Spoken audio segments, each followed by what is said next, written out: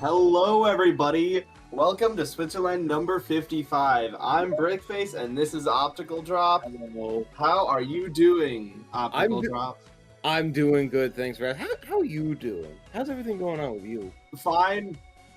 Today's a really weird feeling day. I just have this weird feeling of going into Switzerland. I don't know. Don't think much of it.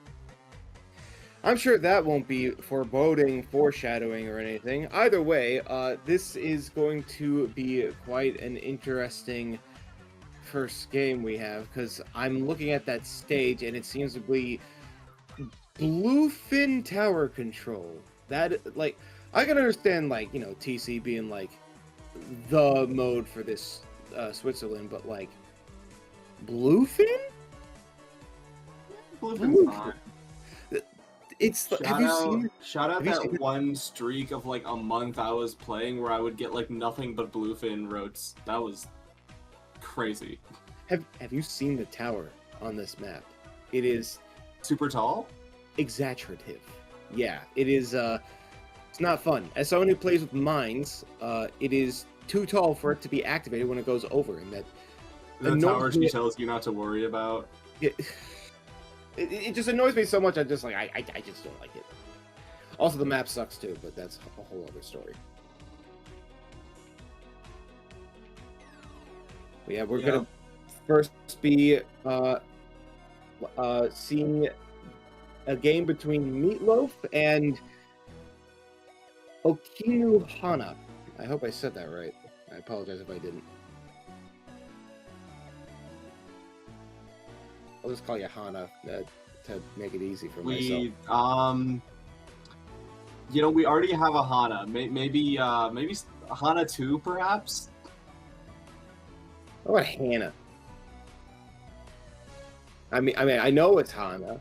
I know it's Hana. But if we were...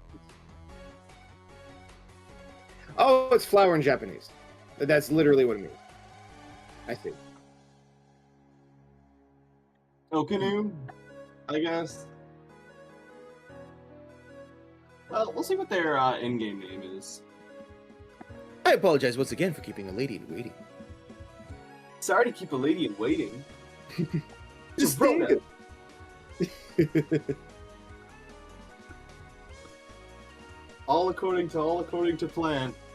Here I come, San Francisco! Mysterious wind. Sorry, Hana. You have just become flowery. Oh, that's great. I still haven't done Weird Route. I still haven't done Weird Route. I'm stuck on ERAM. I'm like the world's #1 ERAM hater. The fight is BS, and I hated it. That is like the only technically optional secret fight that I've done in my playthrough. I'm not doing any of the extra secret fight stuff for like the shards or anything, just because like I didn't know it was there. I don't want to go back to do it, and I want to keep it authentic. But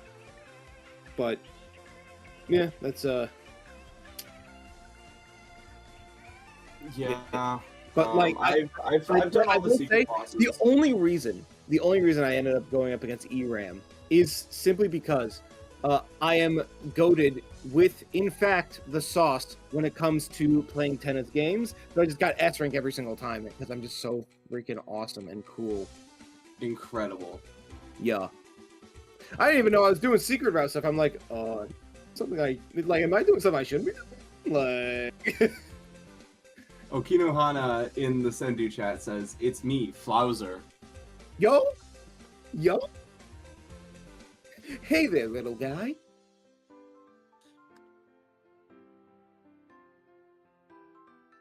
Hey guys, I think I found a glue. I found a glue. Oh, this is already off to a great start. Mm-hmm. Yeah. We should be starting now. Alright, yeah, now we can actually get into some gameplay. Yeah, Flowser, yeah. Mike, okay. The board, please. Nice standard 10 attack versus vanilla doolies. Mike, the countdown. Awesome. Yeah, I love Tenna, man. Tenna's like unironically like my favorite like Underrune character, like hands Tenna's down. great. He's I so awesome. I don't know if I can pick favorites. I love everyone. Yeah. For the longest time, it was like, you know, very easy to say Sans or whatever. But like the moment like Tenna introduced himself, I looked at him, I immediately knew this is going to be my favorite like Toby Fox character of all of them. That was an amazing crab, by the way. Milo going crazy with just like the maneuverment. That's what you can expect from a duelist player. Yeah, right? Meatloaf has dodge rolled their way onto Switzerland's top players. They have been absolutely cooking since they joined. What was it, last week? Got like one hit on him. Ah, couldn't break check. Oh, but they might just do it now with. Wait. Oh no! Wait, it was Milo that got killed. No, they joined all the way back in Switzerland '52. Oh really? Ooh. Not bad. Yeah, that's like what, like a month ago? Yeah, they've been at it for a while, and they're pretty good at it. I mean, we say that now, but they're kind of getting shown up by Flauser at the moment. A very awkward positioning for that crab, and yeah, Flauser is going to say creature. I'm gonna be entirely honest. I just noticed that their in-game name was Flauser. Yeah. It took me this long. I mean, wow! Flauser with the knockout. That, Meatloaf really felt their Girona right there. All according to plan. All according to plan. Leave it to me. Prism blow. I'm just saying stuff now. I'm sure Taki is overjoyed with our casting right now. Who cares about Taki? The audience is loving it. Am I right or am I right? Yes. My vocal stems are keeping me entertained, so I'm watching the stream more. Ooh, I'm looking up from eating my food. Ooh.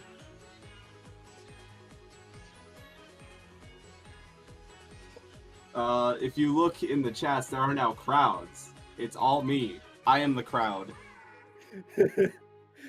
People eating, looking up, and I just go, "Hey there, little guy." I gotta play more Deltarune. I don't play enough. Pretty good. Taki, yes, I am biased. However, I am the crowd and the only crowd. So who is there to go against me? Yeah, who is there to appeal to if not yourself? Exactly. Yeah.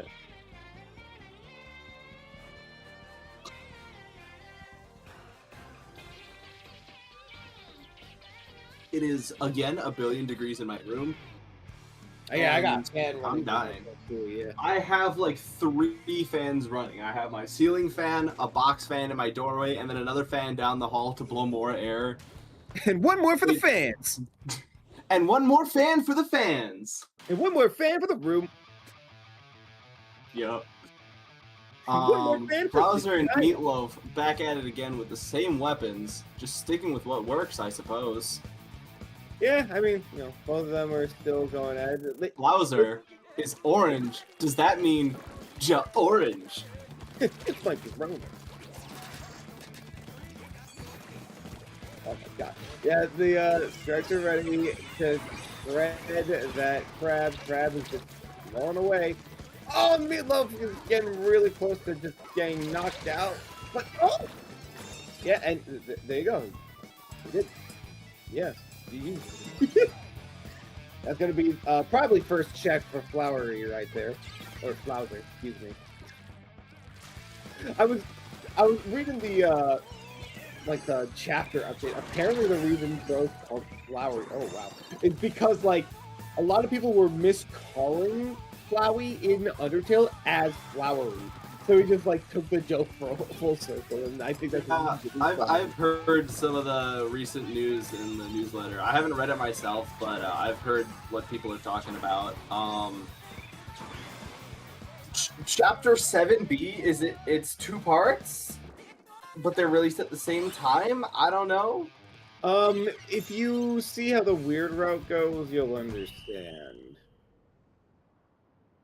I'm not gonna. That's all I will say about Oh that. yeah, I've only gotten through chapter 2 Weird Route. There's like nothing that goes on in chapter 3, and I Yep. wanna I wanna do the secret bosses in my Weird Route playthrough, so I'm stuck on ERAM trying to get the Shadow Mantle. Yeah. Chapter 4 Weird Route is when things start to really pick up again, and it's not until chapter 5 Weird Route that you will understand what that means about 2 different chapter 7s. Yeah, All I will say about that. I've heard, I've seen a few things about Chapter 5's Weird Route. I'm trying to stay spoiler free. It's not working the greatest, but I've heard from my friends who did play it that it is crazy.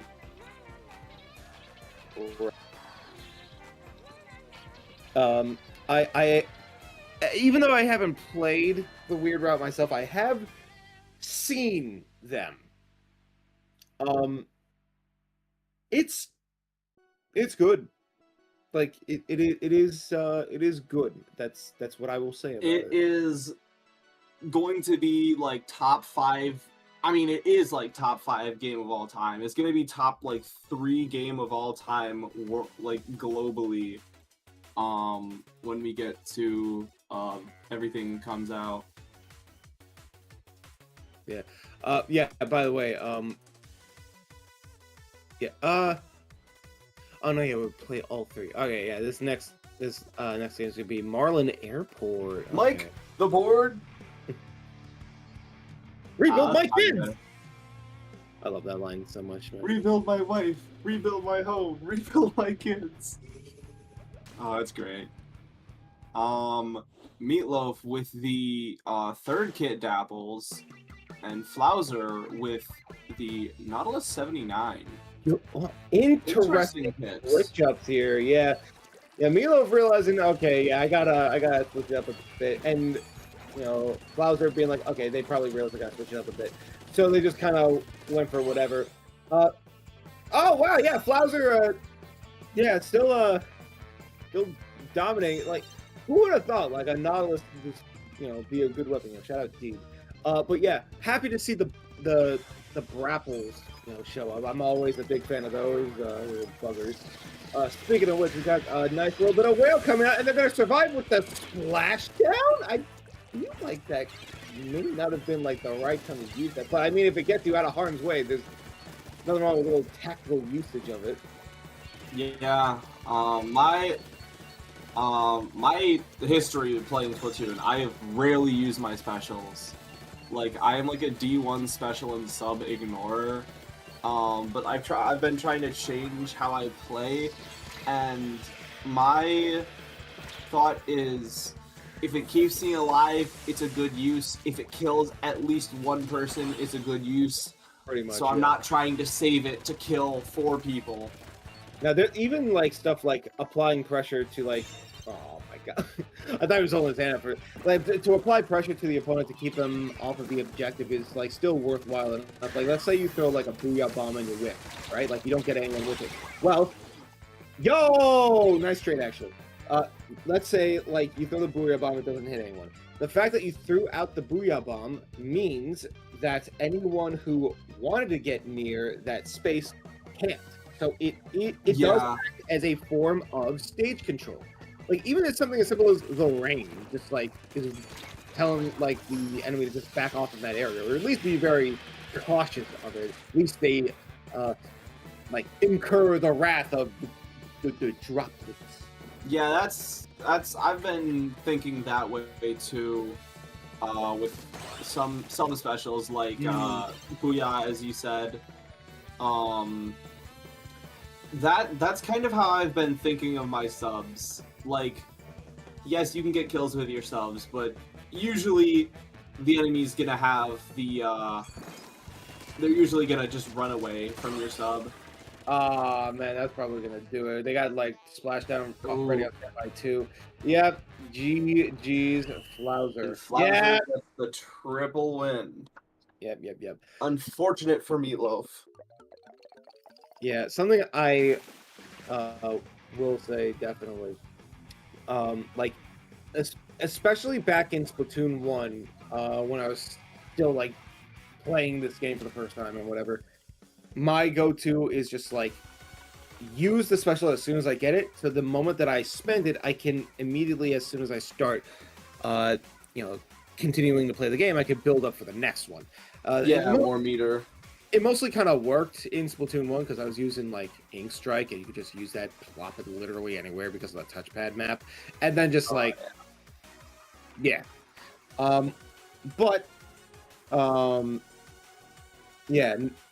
obviously with a reef slider, you got to be a little more tactful with it. At least to what I've moved to. Yeah, I know with subs, back in the days of like Splatoon 1, Splatoon 2, and early Splatoon 3, I would treat it like this is a kill weapon.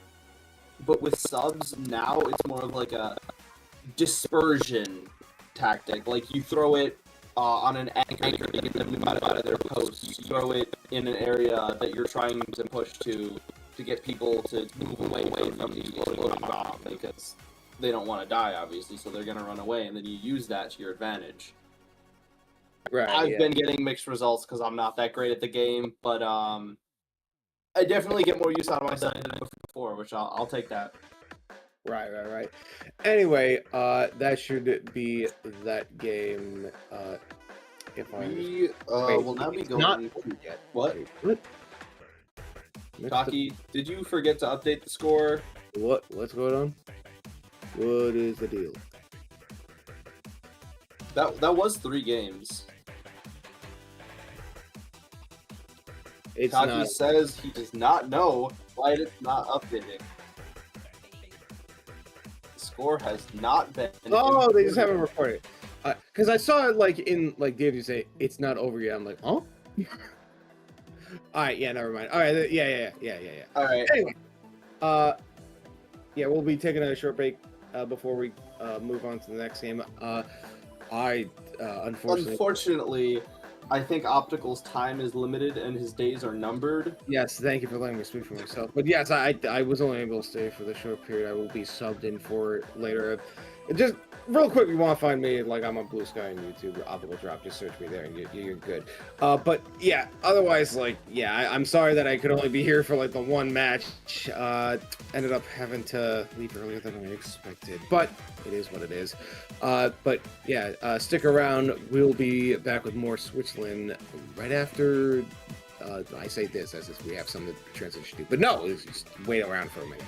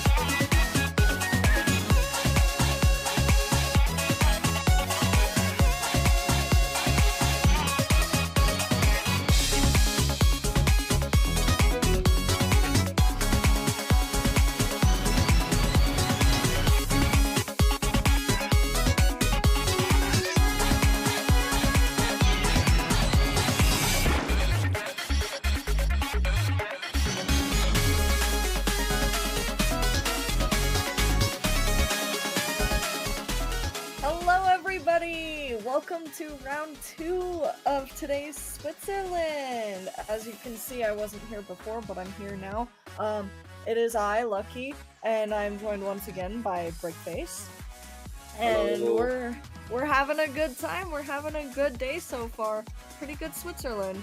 For round 2, we're gonna be watching Space Boy and Chelty going up against each other on Brine Water.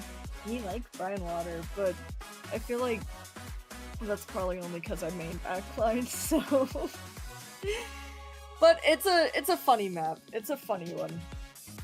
I like it for the funny. Brine water is very annoying to me. I'm not a fan. It's like love it or hate it, and I feel like that really depends on your weapon, because everyone I know, except for like maybe one person who plays frontline, like does not give a darn about this map, but then like I can't get enough of it. Me like this map. Very fun backline map, but in 1v1s, I mean, one of the last Switzerlands I was here for was one of the zones ones, and there was a match on Brine Water, and it was just so standstill. It was just so slow and so back and forth. But then again, I think that was because they had a charger, so I don't know, but we'll just have to see how it goes this time. I know Space Boy, but I do not know the other ones, so I'm not sure what weapons everyone's gonna pick, but we will see. We shall take a gander. Chelty's got the badge for Order Roller, Comet's Octobrush, and Perry Dooley's, and Splash-O-Matic on their profile. I feel like most of those are pretty decent weapons for 1v1s. Especially the Dooley's. Splash is good in a 1v1 setting. Yeah, we see a decent bit of Splash here on Switzerland. If I had to pick any weapon I'd run 1v1s with, I would probably do Splash. It's like one of the only front lines I'm decent with. Not and Hydra? it's kit. Well, front lines. I played my first and second Switzerland on Hydra and it was miserable. I don't have the game sense to do 1v1s on that thing, as much as I love that thing. I need my speed and my mobility, and frankly, in a 1v1, Hydra lacks both of those, and so I really have to, like, overcompensate, and I don't quite have the skill sets to overcompensate that. But, you know, Splash is easy. I really like V-Splash's kit. So, at least the times I have done 1v1s with people, just for like practice reasons, it was usually on Splash. As for Space Boy, we've got him on 96 Gal, Squiffer, Big Swig, and Custom Range Blaster. Which, I mean, again, feel like very good picks for 1v1s. Maybe not Big Swig, just because it doesn't do as much damage, but it has the paint. Yeah, I'm like #1 Big Swig defender. I was really fanboying it back before third kits. I was really excited for the new third kit. And I played it for like a week when third kits dropped. I played the third kit of Big Swig. I'm like, this weapon is awesome. I love this. And then it just stopped being good or something. I guess people just learned how to counterplay. I think it could be people are learning to counterplay it, and that, and since it does do a lot less damage than the other rollers, you know, if you know how to work against it, you have higher odds in the fight, so it makes sense. But I mean, Big Swig is pretty good for what it is. It might not be the best aggro weapon, but it's pretty well-rounded otherwise. It's pretty fun. I like it when I'm playing more casually, but if I had to play a roller, I'd be on Dynamo. I love Dynamo. It's not like Big Swig was even nerfed or anything. It's only had buffs since its introduction. I mean, to be fair, close range as a whole got a buff, and far range got nerfed, so, like, that could make some difference. I know certain weapons really like shot up the meta really hard because of that. Like But- the board. No! But but here we are. Tower control on Brine Water. Tower control is also an interesting one on Brine Water specifically, since it is a fairly open sort of map, but also I don't know. It's I don't mind it on Tower, but I feel like the way up to their base is a really tricky fight, even in a full team setting.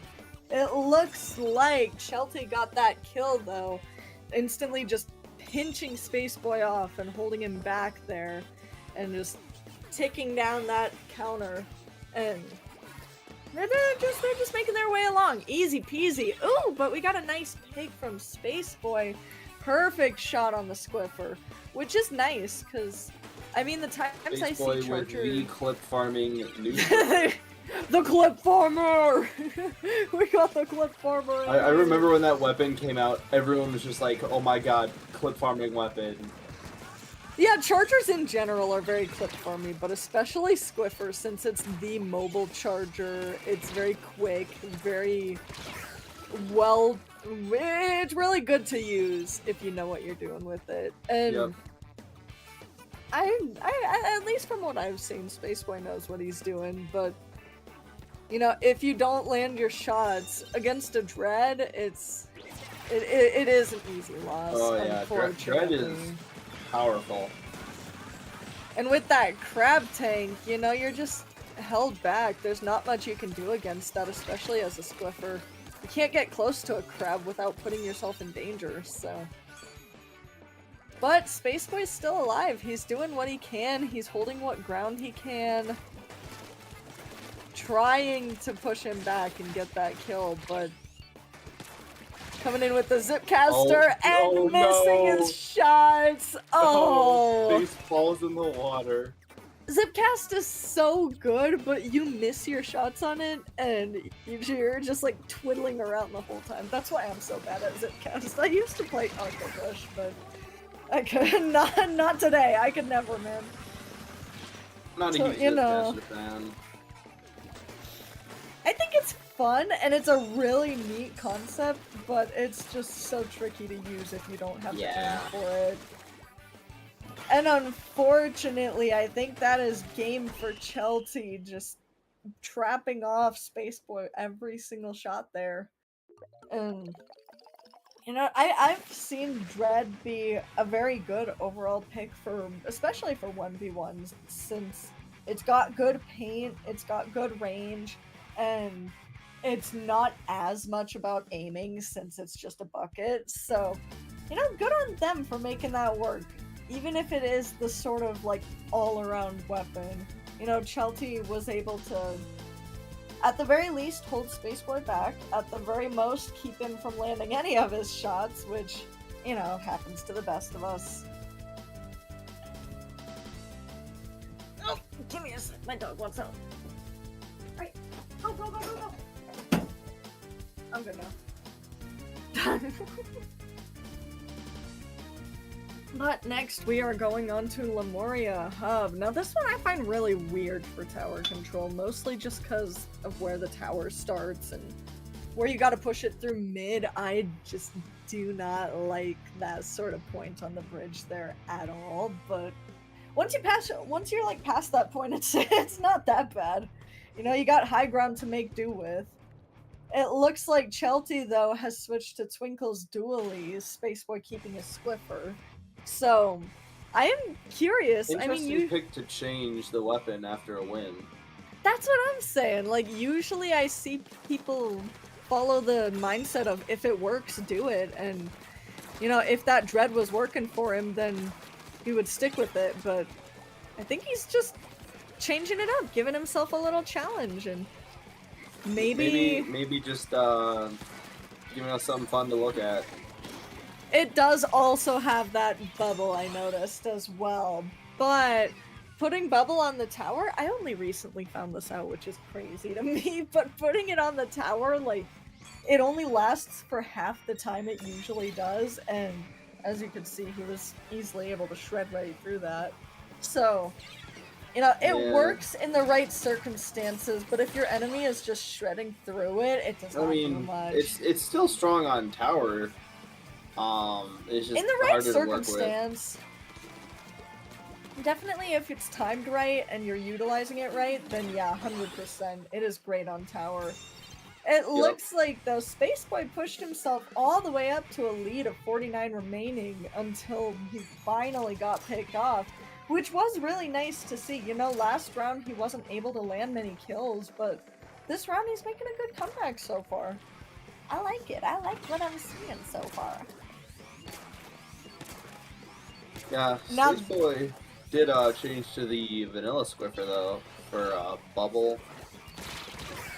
Yeah, I noticed that as well. They've both got bubbles, helping them push up that tower just a little more. And speaking of that bubble, using it in front of the tower while it was at the checkpoint sort of just completely kept Spaceboy from doing much of anything about it. See, that's what I'm told to do by coaches and whatnot usually. It's not ideal to put it on the tower, but it works. But you know, if you put it beside the tower, you can still hold everyone back. Have it have a longer put it on the time. ground when you're at a checkpoint, and it still covers the tower. Wait, that's a really good strategy. I should try that when I. That's what put I've been a bubble weapon on told to tower. do. That's what I've been taught to do. Especially since after finding out that it doesn't last very long on the tower, then I realized, oh yeah, I should probably not put it directly on the tower. But you could that was a clear-cut example of why that works. Just putting it by the tower instead of on it. Ooh, but a nice clip from Spaceboy once again. Look, we got the clip farmer in here. Call him the clip farmer, the way he'd be shooting. It was a nice pick, though, helping him hold that tower just a little bit further. Unfortunately, Chelsea did take that lead, but seeing how far Spaceboy got, I was gonna say, seeing how far he got, he could have pushed that back up, but unfortunately, Chelsea got the kill and popped him right back over. Getting right back to where he started. Can Spaceboy take the lead from the 35 remaining that Shelty got? That's the question. Tower's a tricky one too for 1v1s, I find. Like 1v1s especially, since you know, every mode does have penalties whenever the enemy scores and whatnot. I think Rainmaker doesn't, but like Rainmaker lets you reset it at least, but in Tower you have to, if they score all the way into your base, then you have to push it out of your base and then all the way back into their base just to score even 1 point of lead. And so it gets really tricky in 1v1s, because now let's say Spaceboy takes the tower, he has to push all the way from 49 to 15. So the stakes get really high the longer the match goes on. And unfortunately, it's looking like Chelsea takes the lead there, getting just one final kill. You know, they could have just stayed on the tower and like let it tick down, but no, they had to go in for one final kill before they got that last point. Good on you, Chelsea. Good work. Good work. I do like seeing that Spaceboy is like upping his game a bit here though, because you know, he's got potential. I think he's pretty good for what he is, and 1v1s are a completely different environment. I'm terrible at 1v1s. But so I don't judge in the slightest if you're bad at 1v1s. But at the same time, it is really good to see him go from landing like maybe what was it, like 1 kill the first match to a good several and getting a good lead for the first half. Like, he might have lost this set, but I feel like he's still got a pretty good chance to win this second or this third match. My dog wants back in. Goodness gracious. Pick up your mind, little man. Come on. Come on in. There you go, boy. I'm kind of busy right now, but you can hang out down there. Hi. I think Space might have to switch up his weapon to something completely different. Maybe that'll give him the edge. Maybe That like as well, 96 too. or C range, custom range. That as well. I feel like, you know, the one-shot weapons and the chargers especially are really, really strong when you can land your shots, but if you're not landing your shots well enough, then, you know, you're kind of toast against most weapons. So, you know, maybe he will change up his weapon. Let's just see. We've got Chelty on the Flingza, which is an interesting pick. Oh, and there you have it. They pulled out Galdeco. Now I feel like it could be much more even, much closer. And oh, but unfortunately Chelty just swooped right around him and gotten that kill, which, I mean, you know, that's just that. To be fair, rollers are hard to fight. I really struggle against rollers too. But especially if you can't keep track of them. If you just cannot keep track of where they're at, then it is really hard to maintain. Yeah, the way around they can them. always switch up what they're doing between horizontal, verticals, and jumping That really gives them a too. lot of options. Makes them hard to predict. And especially if they're good with sharking and sneaking around, like this, for example. Like, I think my biggest issue with rollers is that they're really good sharking weapons, and so I can't really predict them too well, and then they get, like, right up behind me and I just have no clue.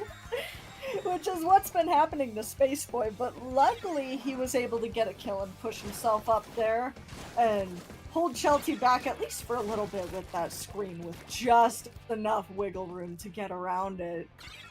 Which was pretty close, but, you know, right idea, right move. Both players sharking. They're both and just waiting waiting. for each other. That's awesome. I dig that. Space Boy lost the fight, but that was really funny to look at, dude. Yeah. Great Just- interaction. Just sneaking up on each other. Neither of them have any clue. Unfortunately, though, just completely shutting Space Boy down with those missiles, which is a really good way to use missiles. You know, usually in a full 4v4 setting, I see them just used as displacement or paint control or, you know, what have you, but it is, in a 1v1, it's a really good move to take to sort of pinch off your enemy and, like, choke them in a spot, especially if you're not in a proper choke spot. You could still choke them off with those missiles, so really good move from Chelty there, I will say.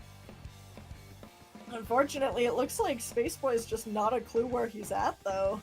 Just trying to figure that out. He sees him now, he's onto him. Ooh, but Chelty fell into the water. You know, it happens to the best of us. Don't get me started on my latest plays. I've done the same. It's Everyone's sometimes fallen in it's the rough water. out here. One little misstep, one little misclick on your squid roll and you land in the water. It's just like, well.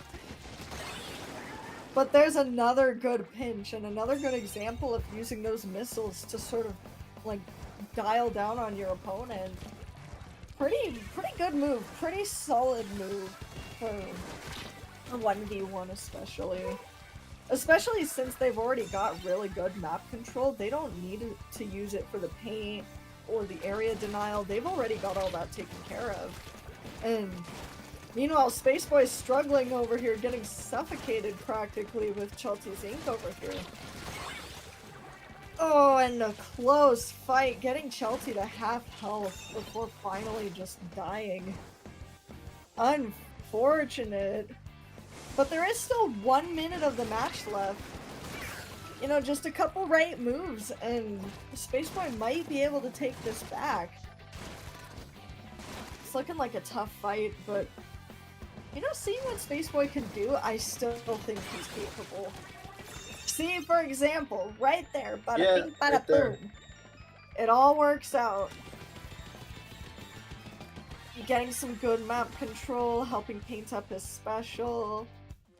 Just getting things back in his control in his own personal gain. It's just a matter of surviving now, which is especially tricky when you can't track the roller like that. That's what I mean, dude. They get right up behind you and then they just one-shot you. Like, it's evil. Well, good rollers are evil. But, I mean, I like playing evil, so I can't, I can't be mad seeing someone play evil. Oh, I'm thirsty. Reminder to hydrate, everyone. Don't forget to drink water. I got my water right here.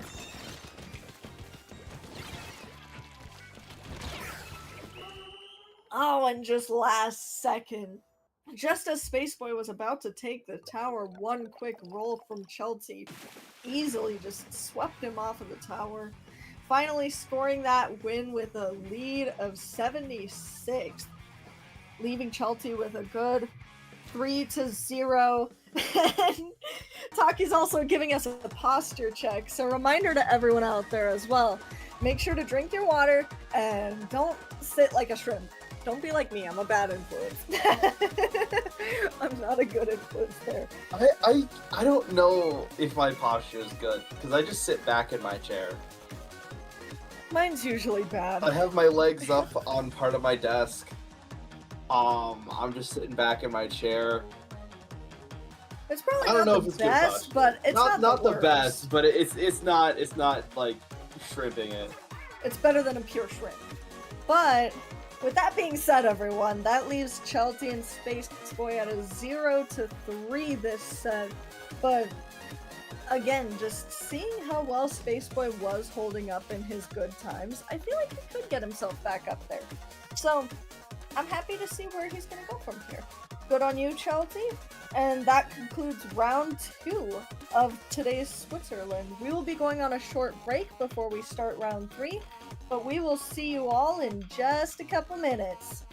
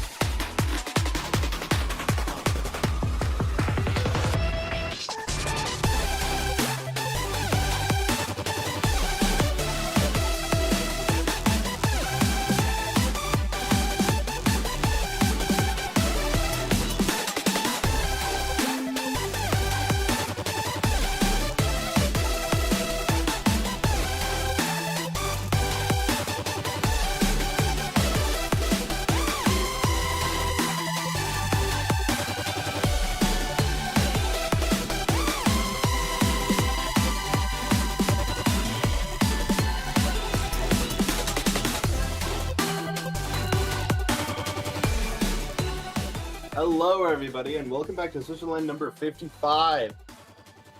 Same commentator duo, me, Brickface, and Lucky. We're commentating our one and only Orange. Woo! I like that guy. Yup. It is funny. We're seeing one of our little commentators out there. Another one. Spaceboy's also on our commentator team. So that was funny to see. We've got two of them this stream showing up. You guys get the special attention today. And you guys are playing your first round on Robo Ramen, which is one of my favorite maps. I struggle with like the routes that go underneath, but I feel like those aren't. They don't do like I feel like they're not much of anything in a 1v1 setting, but in like a full team setting, it's I really struggle with flanks that go around and underneath that way. So it's an interesting one to watch, that's for sure. I think it's really nicely designed too. It's a very cute little map. Yeah. As for tower though, the choke points near the the second checkpoint, or that's a yucky area. I'm not the biggest fan of it on tower, but I mean again it is a 1v1 and a lot of sort of standard rules and strategies go out the window in 1v1s, so you know it's a setting where you can make it work no matter what map you're on. I do like it though. I always forget what Orange plays, and I don't recognize Cephane, but ooh, they've got a heavy. We might see a heavy this set, which makes me excited. I think Orange just kind of plays whatever. I'm gonna be honest. Hold on. Yeah, Cephane plays heavy, the Zinc fabled Mini. Bamboo mirror match. That would be funny. That would be kind of funny. that would be kind of funny. I'm not gonna lie. That would be a good time. I like seeing the weapon mirrors in 1v1s. Or even if it's just like Charger versus Charger. I find it so funny to watch those ones. So, I mean, it would be really funny. Bamboo versus Bamboo. I don't know, it could be worth a shot, you two. We're just saying, we're just suggesting, pondering, thinking out loud. Ed Sheeran style, if you will. I was about to make the look at this graph meme, but then I realized that it's not a Sheeran. Look at this graph! Look at this Amazon. But we are going into this match. Cephane versus Orange! Our beloved little Orange. I'm gonna squeeze him and turn him into a pulpy little juice. And we got Cephane on that Zinc Mini, which I did see on their Sendos, so that's not Zinc, that's the third kit one. My bad, chat. I'm a little blind. Third kit Mini and then end parries. Yeah, we got Orange on the end parries, which are a very good pick for 1v1, so long as you know what you're doing with dualies. They're a pretty strong one, especially with that splashdown. If you utilize that splashdown right, it is a really powerful machine in 1v1s, so. Currently, the two are just fighting over the tower, with Orange having enough space to take it at least for a couple points, utilizing that splashdown on the ledge there, because Cephane would have either had to drop down or just sort of take that L, and I think they chose the latter option there because there's not too much you can do once the splashdown's like right above you. They're poking right at Orange though, trying to get him off the tower, but he's just hanging on, clutching on real tight, dodging that Zuka like just perfectly. Ooh, and a good splashdown, dare I say, a pretty good splashdown, which honestly, I mean, in that pinchy area, you know, I hate that pinchy area. I hate playing in it, but it's a really good spot for splashdown, as we can see from Orange here. And just finally securing that win with one last splashdown, went from straight 0 to 100 right there. Good work, Orange, which ironically you're on the orange team, so that's awesome. Good on you, Orange. Pretty smooth first match. Pretty good first match. But it was only the first match out of 3. So, you know, we might see Cephade change up their game a whole ton and get right back at Orange, get another 0 to 100 themselves. You know, we don't know yet. We don't know yet. I think Orange is gonna win all 3 of these. Orange is going top bracket and winning Switzerland this week. I'm calling it right now. I'm placing my bets that he's gonna get number 1. He's gonna be at the very top of the Yes. leaderboard. He's gonna Orange get that is gonna make it number this 1. time. He's gonna do it. He's gonna make it. And this guy says he's bad, dude. He went from a straight 0 to 100 right there. You know, I support it. I dig it. That was awesome. I am curious about Cephade though, because they do have a 5-star heavy listed on their profile, and seeing as one of their problems was just that they could not make the space to push in, you know, they might be able to avoid that problem if they utilize the range of the heavy, so they might switch over to heavy this match. Or maybe these two will pull the funny Bamboo versus Bamboo. That We'll just would have be to see. funny. It would be pretty funny. But we'll just have to see. We'll just have to find out. As for Orange, I feel like seeing how quick and how smooth that match went, I'm looking at the Sendo chat. I've got some news. I'm looking at it. Cephade is saying no, unfortunately, to a bamboo mirror. So I don't think, unfortunately, we're gonna be getting the bamboo mirror. Well, But- that's on the players. We can't. All we can do is suggest. If they don't want to do it, then they don't want to do it. That's how it works. And chargers are tricky. You know, if you can't play a charger very well, you're easily outmatched. And they're saying they just can't play chargers. So, you know, it happens. It is what it is. It is. So Now, what would be funny if we switched games and moved to Splatoon 2? Which Taki told me is a thing that can happen, apparently. Which is really funny, and I want to know when someone's gonna do that. And that it might would be be me. pretty funny, though. I cannot lie. It would be pretty funny if there's just one round in the middle of Swiss where they just play on Splatoon 2. That would be kind of funny. And to be fair, I'd have a lot of fun with that too, seeing as I really enjoyed the Splatoon 2 anniversary Switzerland we did. That was fun. You know, there were a lot of things that I didn't quite know what was going on, but you know, because I didn't play Splatoon 2. But it was such a blast to watch. It was really cool to see all the old maps and see them in like a real competitive setting, especially. So, you know, who knows? Maybe one of these days we'll see a spontaneous Splatoon 2 switch midway through one of these Swiss brackets, but we'll see. We'll see about that. We are going into the match 2 on Undertow. Cephade has switched to the V Mini, Vanilla Mini. which I like the kit of this one. I like the hammer. Yeah. Hammer's really fun, and it's a good one for 1v1s if you can aim it right.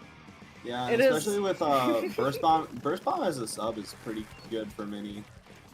Just for 1v1s especially, but also with Mini, because Mini does have a quick firing rate, and so if you can like chip some of their damage and then just land the rest of that kill with the Mini while your bomb is moving, like it's a really smooth sort of like play pattern, if you will. Unfortunately for this first kill, it just wasn't enough, leading Orange to utilize that splashdown in a really good choke point, mind you. He just cornered Cephade pretty easily right there. But, oh, that's a good move, especially for a Splatling. Using those grates are a really good, like, clutch. Especially on tower control. If you're Splatling, those grates are your baby. So, really nice comeback from Cephade. I like to see that. I like to see that over here. A pretty tough fight here, just sort of poking at each other. Pretty close. Ooh, and they were able to dodge the splashdown, landing that kill. Impressive work from Cephade.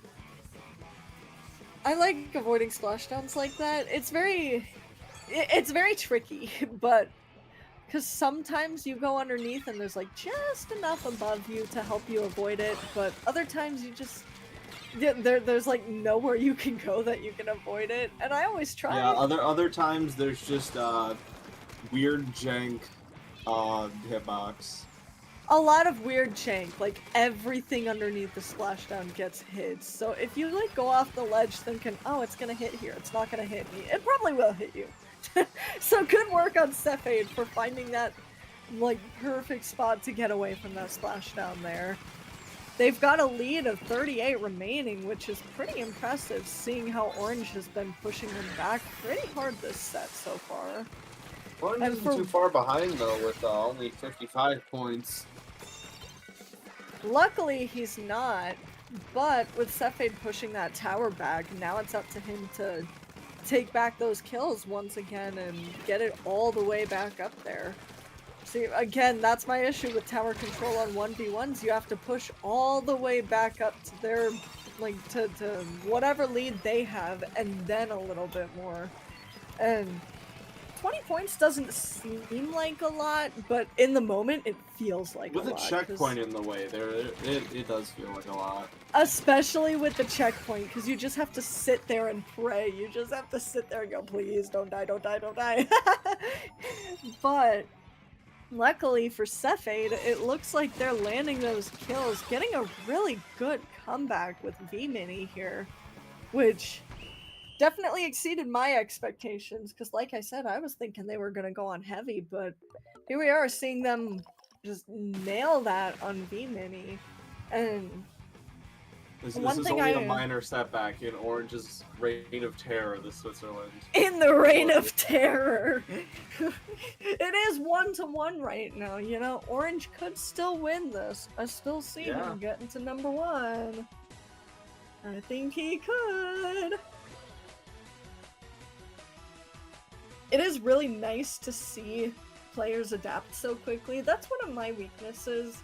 Like, I'm not the worst with it, and I'm getting noticeably better, but I struggle to adapt to my enemies. And you sort of, in a competitive setting, you really have to, like, analyze your enemies and adapt to counteracting them.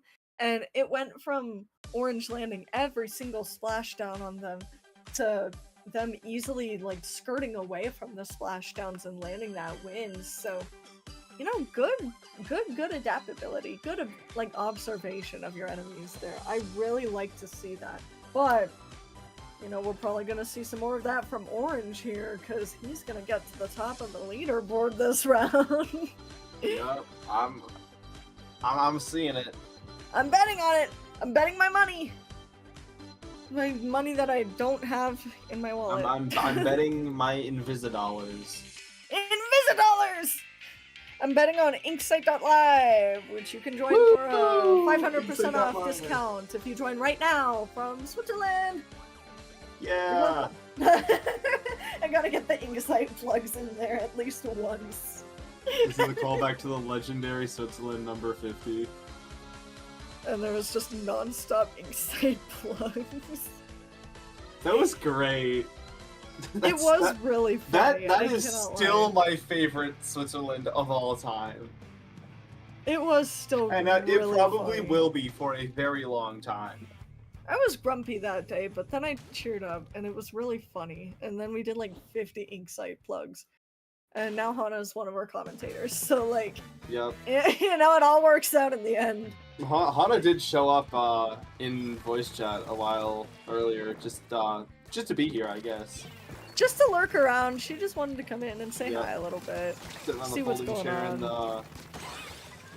and And watch the with a folding little chair. bucket of popcorn. Yep. We do see, once again, Cephade taking that tower, taking that paint control, and already getting themselves past checkpoint 1, which is pretty good, honestly, for the beginning of the match. But You know, as we were saying, I can still see Orange taking this back. Oh, close splashdown. Cephid just avoiding it at the very last second. Were they Ooh, like and a Orange couple taking a inches kill. closer? This is where it snowballs for Orange. This is where the tables turn. This is where the Enperry Dooley turn table turns.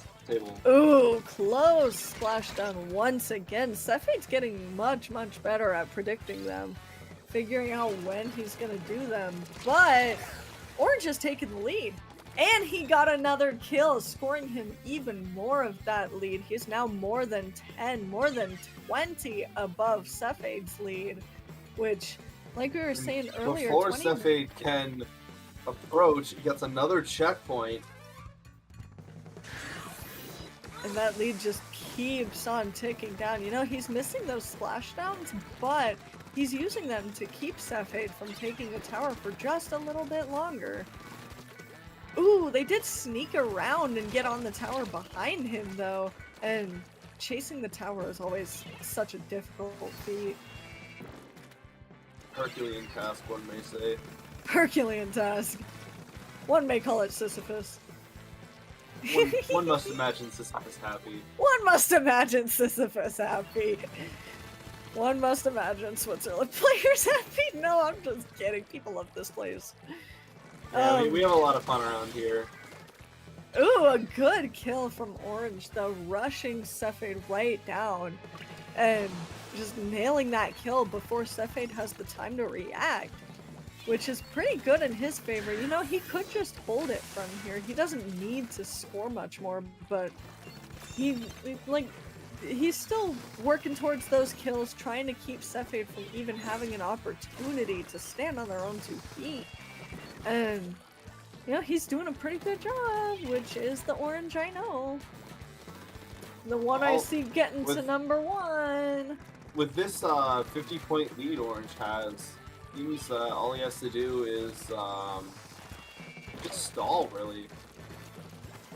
It really That'd is be enough just to win. stalling. Which is really interesting, because in a full team setting, you can stall, and sometimes it is better to stall, but in 1v1, sometimes that's really all you can do about it. And, you know, especially since 1 kill, as you can see here, is all it takes for the winning player to keep pushing objective and take more of that lead. So sometimes it really is just all about stalling, distracting your enemy, just overall keeping them from objective.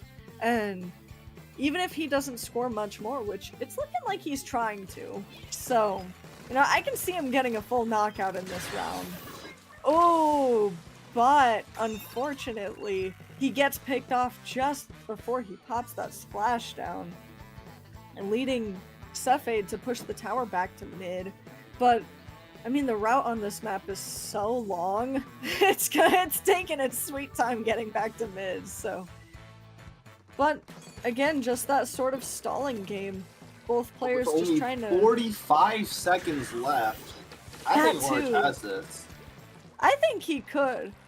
Definitely could just be a stalling game from here, but... You know, he's doing pretty good with that. I find dualies to be really good with skirmishing, especially. And so that sort of stalling playstyle, especially in a 1v1, as we can see here, you know, neither of them are landing their kills, but they're definitely stalling each other. And as you can see, Cephid's not getting any more points, and if he just keeps this up, then, you know, he could get that win. Cephid is noticing the time and trying to fight back, though. Trying to hold off long enough to push an overtime here, which it's looking All like Orange they're has gonna. to do is get the kill and get Cephid off the tower, and he does, and that is game! And that's Orange! Orange takes the lead and wins the 3rd match, giving him another good win. That's our commentator! That's our little orange guy! Pretty impressive win, though. Pretty good win. You two are pretty tight, pretty neck and neck, and both sort of kicked each other's butts, but in the end, you know, in Switzerland remains supreme. or something. Yada yada, whatever they say. With that really good set out of the way, though, Orange will move on with another winning set, and we will move on to another break. Coming back in just a couple minutes with the next round of Switzerland!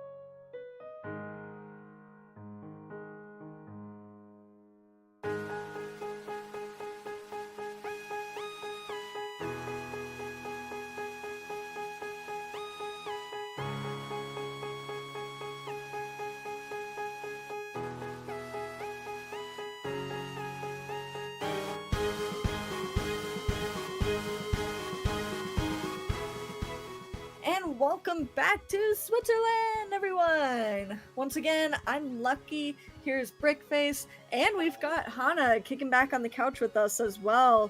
You know, speaking of, Inksight Alive, you know, it's still there. With that being said, we are once again going to watch another set from Chelsea against June Oda. And their first match is going to be on Barnacle and Dime, which I find to be a lot better of a tower map, mostly just because very versatile, very straightforward, very easy. So I think it's a good starting match for these two to start like getting to figure each other out, I feel like it's a very even ground for them to figure each other out on. And we are going right into that match, which we get to see Chelsea back on that Dread Ringer and June on the Explosher, which, you know, I think they're both pretty good picks. I think those are pretty good picks because, you know, AoE proves itself very well especially in 1v1s. If you can pinch your enemy off with that, then it's a pretty easy win right there. I've tried playing Explosher before, but it's just way too ink hungry for my tastes. I feel like I could get used to it, seeing as I play Hydra. I play a long-range, ink-heavy weapon, but at the same time, the only times I've ever played it are in, like, casual way back before I really started playing ranked, so, like, you know, maybe my tastes have changed and I wouldn't really know. I'm basing this off of, like, info from years ago. We do see a trade here, though, with that splashdown getting the kill, but Chelsea also just getting that kill as the splashdown pops. So, you know, Oda has scored all the way to 61 remaining, but with both of them dying, they're just back at this sort of mid-standstill, just trying to pinch each other back off. Chelsea using their crab to get the range, but, you know, it doesn't last for long enough, and it definitely didn't do enough, but they're just going for it. They're taking that tower and surviving that splashdown. Nice survival there on that. Ooh, and landing that kill with just a smidge of health left. Good work, Chelsea. Good kill, Chelsea. Surviving just enough. Random thought, but I wonder what it would be like to commentate with the entire VC full of the commentators, except only 2 people are actually commentating and the rest just do like oohs and ahs. we have like a studio audience doing sound effects, and then there's like a big sign on the wall that says "laugh now" or like "ooh now." That would be funny. That would be really funny. Maybe one of these days. Maybe you guys will see a live studio audience soon. Maybe for one of the funny Switzerlands. Maybe talking will let us. It would be funny.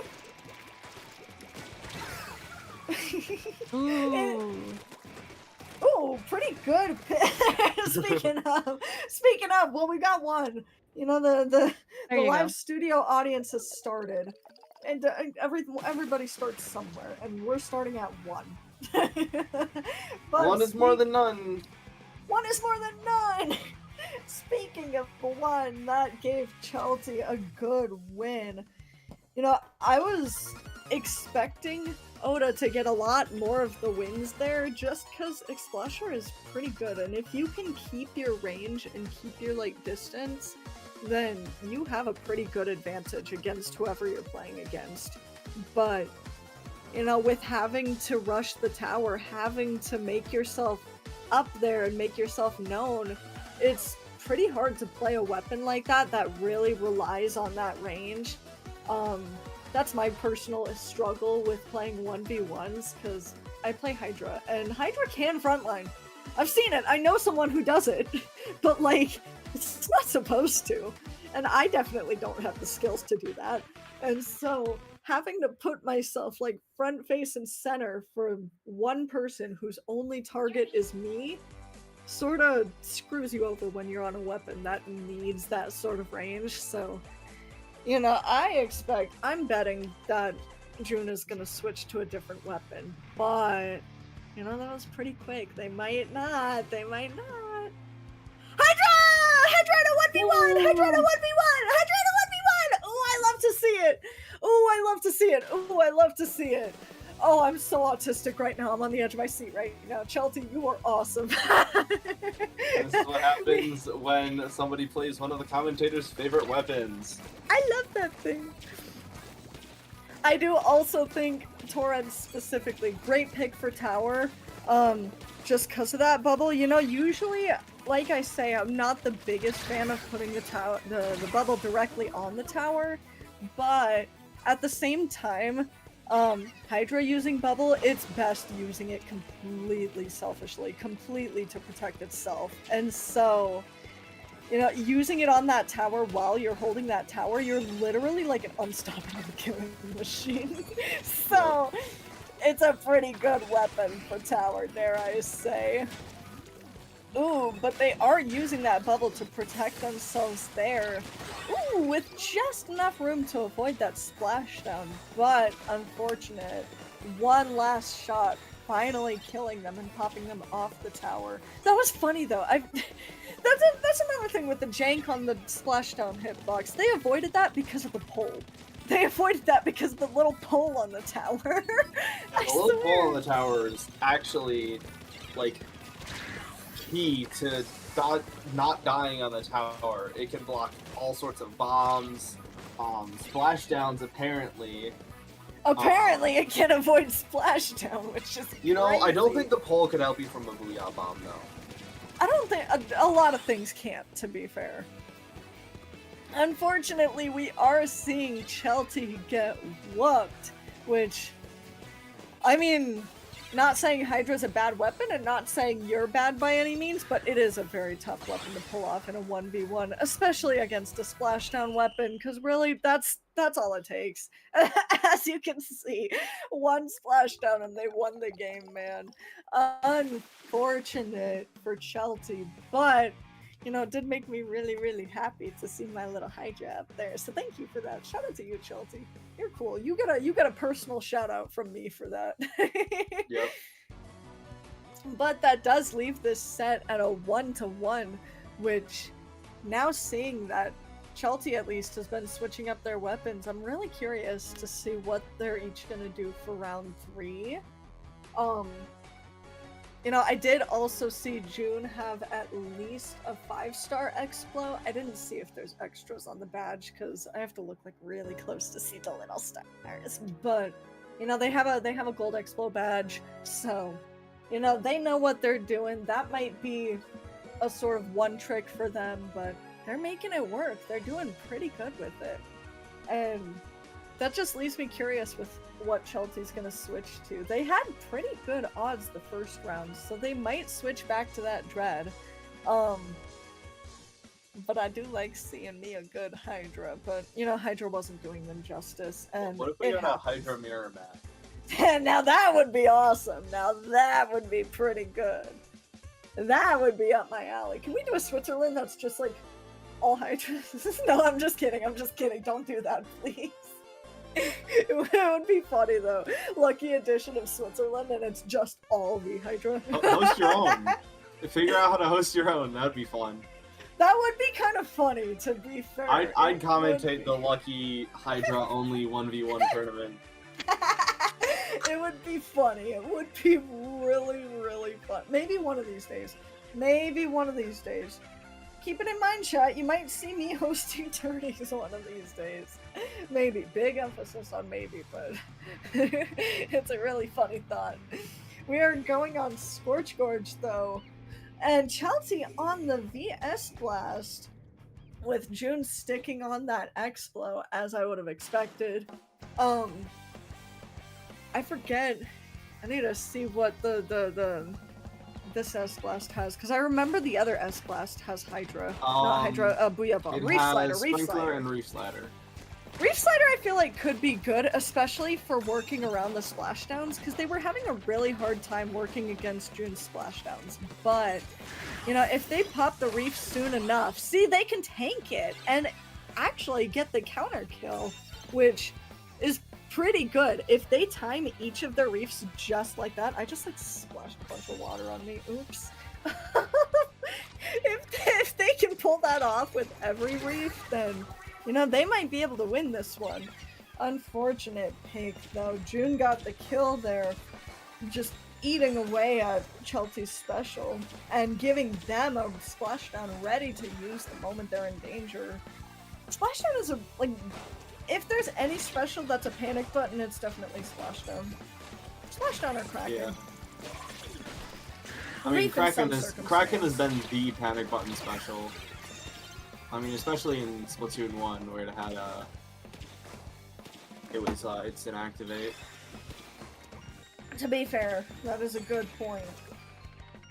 June got another kill though, taking that lead and pushing now like 20 past Chelsea's lead and just obliterating them. Jun Which- Oda It shooting over the cover, it's unfortunate not letting to Chelsea see, but even ink. it is the reality of 1v1s. Like sometimes you just get completely obliterated, and sometimes it really does just depend on that weapon. Both players I see are really, really good, but a good Explo is hard to fight when they're the only target. So, Oh yeah.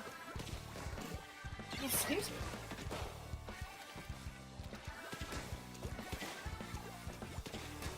And now it's just a sort of standstill as Chelsea's trying to push the tower back in their favor. Excuse me again. My body does not like me today. I like spilled a bunch of water on myself, you know, I'm all over the place. But I don't want to trail off topic.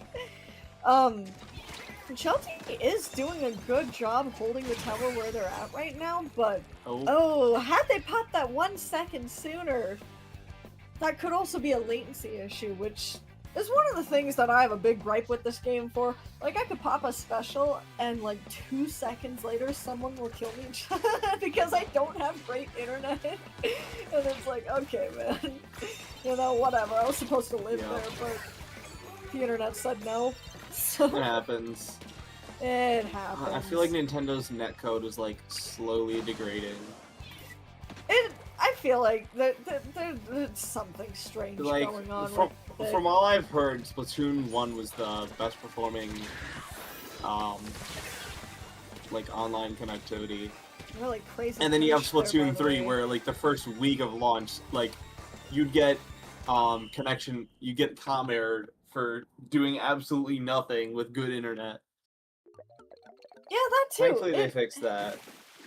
I've heard Splatoon 3, don't take my word for this, because I don't know a lot about, like, the sort of backdoor, or, like, back-end developing stuff like this, but I've heard, at least, Splatoon 3 is all peer-to-peer. So it's like, it's not great. Whatever it is, it doesn't work for 2026. Well, we have at least two people in the voice call that probably could tell you about that. We'll discuss it later.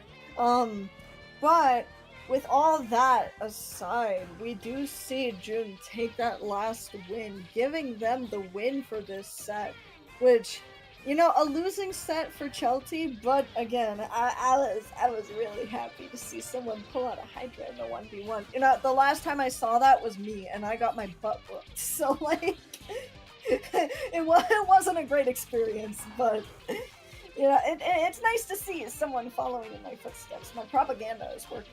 But, with that being said, we will go on one last final break before going on to the final round of the Swiss segment for today's Switzerland. Already. I'm pretty sure. Yeah, that was the fourth one. I had to, like, recount in my head. There's not a lot in there. Shake me around and there's a couple pebbles. But we will be going on a quick break, everyone. Reminder, once again, get some water, check your posture, maybe do some stretches, get yourself a snack if your tummy's grumbling.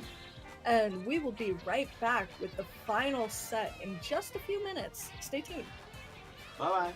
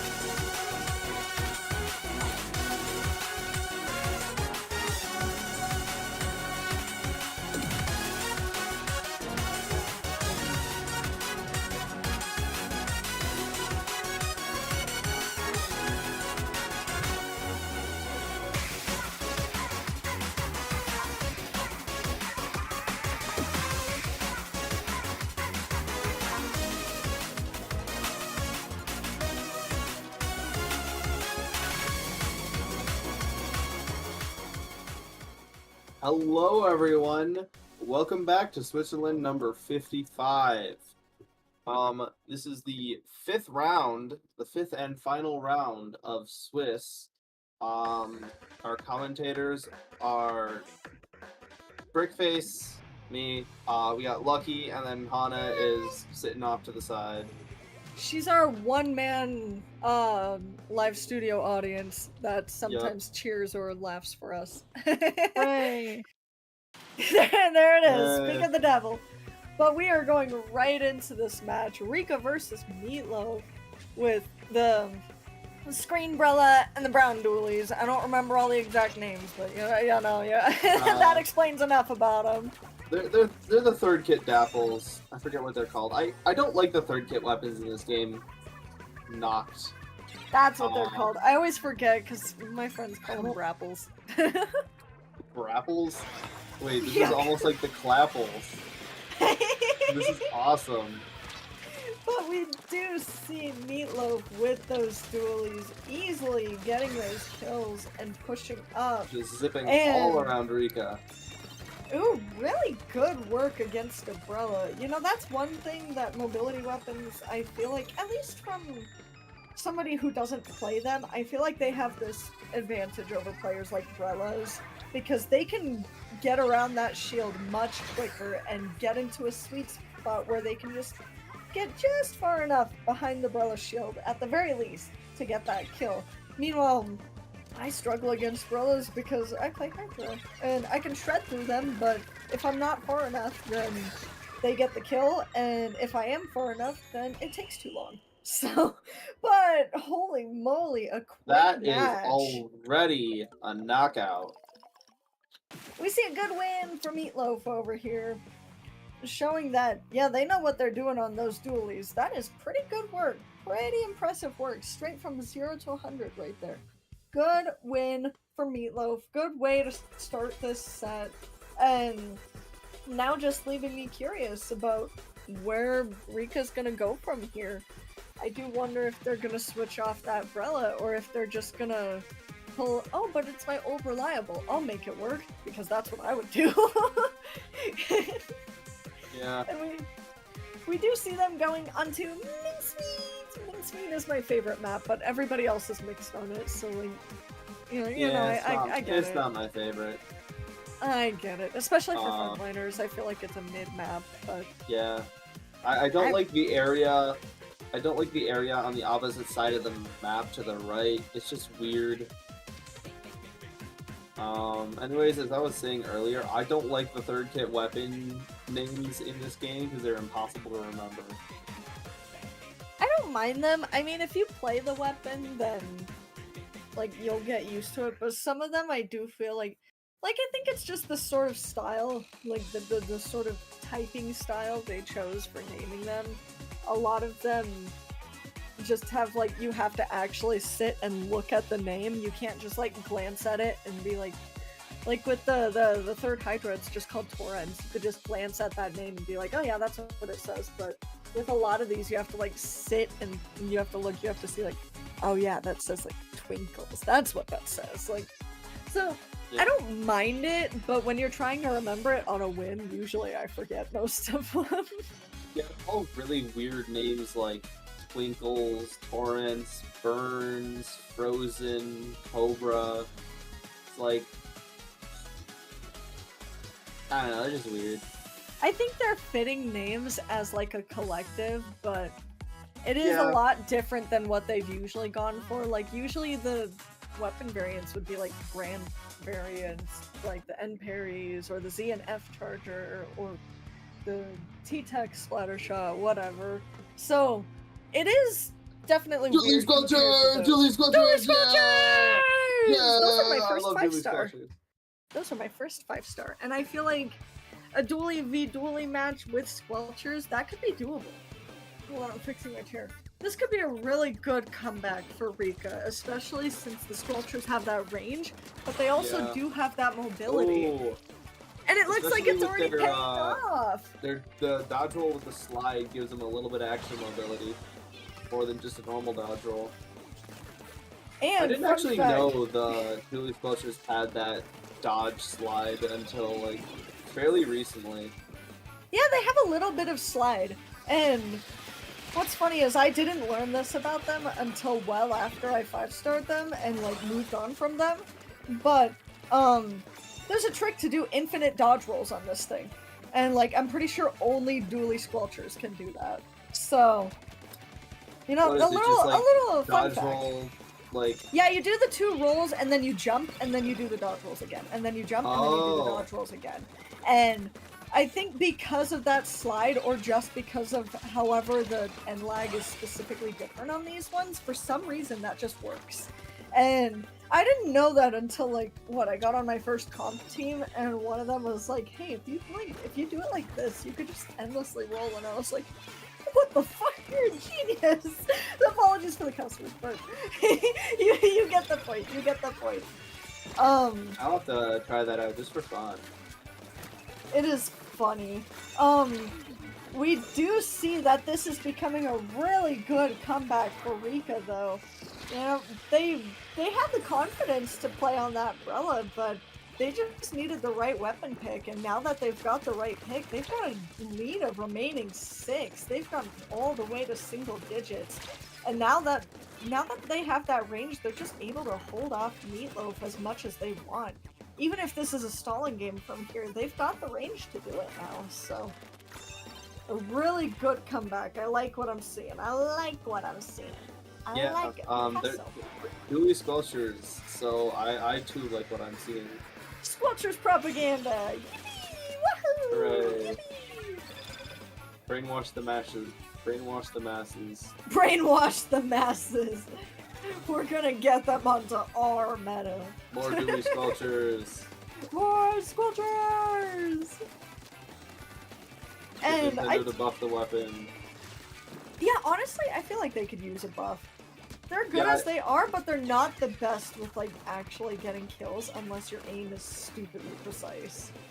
Yeah, they have a 4-shot kill, which is I don't know, maybe a little much. A 4-shot kill and not the best firing rate.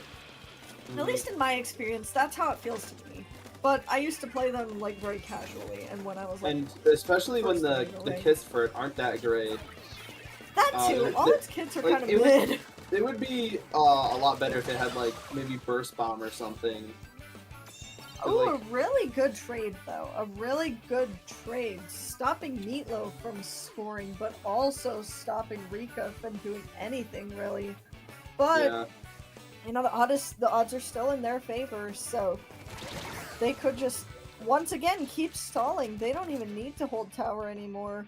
With how crazy that lead is, it's gonna take a lot of work for Meatloaf to catch back up. Yeah. Because I've been playing Jet Squelcher Cobra a bit recently. It's a relatively slow 4-shot kill with a lot of range. But the Cobra kit has burst bombs, so you can like throw a burst bomb and get a couple hits in. You can kill with as little as 2 hits if you properly place your burst bomb. And I feel like Dually Squelcher could also benefit from burst bomb in the same way, but they just don't give it like any good subs. They just won't do it. And the specials for Dually Squelchers are honestly just kind of there. Like, why do we need screen? Why did the third kit Wavebreaker, need sensor like- and screen?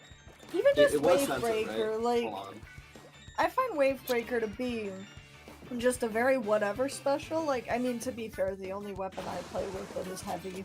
And on heavy, literally the best strategic use for it is just using it to refill your ink tank. Like, I'm not gonna lie. It doesn't really do much in the end for heavy. And so I get that same sentiment with Squelchies. Now that I play on a more competitive level and a more serious level, I just do not like the Squelchies kit anymore. But I digress. This has been a really big stalling game from Rika, pushing Meatloaf into overtime, and somehow they're doing a pretty good job clutching this. They might be Ooh. able to push that back up Come there. on, Rika, get the kill. Get him. Oh, it is really, Get him off the really tower. close. No. No. No. If Meatloaf's just a hard no. target, they can win this. Oh Oh, but with the final trade at the very end.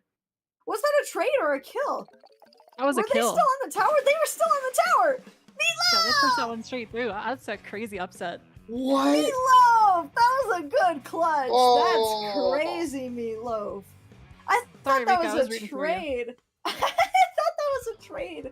And then I saw their feet still there and I was like, wait, that wasn't a trade. What the heck? So good win for Meatloaf there. Yeah, so I looked it up. The third kit Dually Squelchers, the Hoofs Dually Squelchers. I don't like the name already. We got Point Sensor and Splatter Color Screen. I feel like Can we Sensor just, like, is slime fine. Nintendo? I don't like Screen being on I mean, those. Sensor was on the Dualies, the Squelchers in Splatoon 2. I could see them working for a weapon Yeah. like Squelchers. Vanilla but... Dually Squelchers in Splatoon 2 were Point Sensor and Tenta Missiles, which, like, they're fine. But it's like, the Splatter Color Screen is just the nail in the coffin. Like, who asked for this kit? That's how I feel with Custom Hydra. We do see Rika and Meatloaf go into their final match on Urchin of all maps, which I feel like this is especially. I mean, to be fair, Urchin is generally tricky on any game mode, but I feel like Urchin. I've like grown okay with it. I've grown tolerant of it, I should say. I don't like it, and I don't think I ever will. But like, if I want to play competitive, I have to learn how to play on this map. So I have, and I've learned to accept it. But like, it's still a very wishy-washy map for me. So especially on tower, it just feels like a very weird sort of convoluted map to me. But at the same time, maybe that sort of offset might throw Meatloaf off and give Rika the chance to get one win in here. They did lose this set, but they might get one more win in here finally. Rika They're still back holding at it the with the Dually Squelchers! Squelchers. Yes! Yippee! And we got Meatloaf on the Dread with Wave and Beacons. Beacons are an interesting pick for 1v1s, but in a good way and a bad way. It really depends on how you use it. Because I remember one of the Switzerlands I was commentating for, we saw someone use a bubble to clutch the objective at the very end because they could jump right back to their bubble and get the objective. And so, you know, utilizing their beacons right, that could be a crazy big advantage if they get killed. Wait, can you super jump to Big Bubbler? Yeah, bubble is a beacon. When did they do that? That's been a thing this entire the entirety of Splatoon. How did I 3, I'm never pretty know sure. this? Oh my I don't know, god. but now you know. You can jump to bubbles, and so The they more act you as a know. beacon and a bubble. So That's it's okay. awesome. There's a lot of things I don't know about this game either. I can't even blame you. One thing I do know is that custom Dually Squelchers have Super Chump and Squid Beacon. Nintendo, get Nintendo out of the kitchen with this one. Get Nintendo out of the kitchen. They ruined Dually Squelchers in Splatoon 3. I'm not even gonna lie. These kits are awful. Ooh, but we do see a trade here. Trades are funny in 1v1s. Because like I was saying, like we saw earlier, it stops the tower and it does push it back. But see, that's what I was saying. That beacon put them right at the advantage, right back at the Oh, yeah. tower.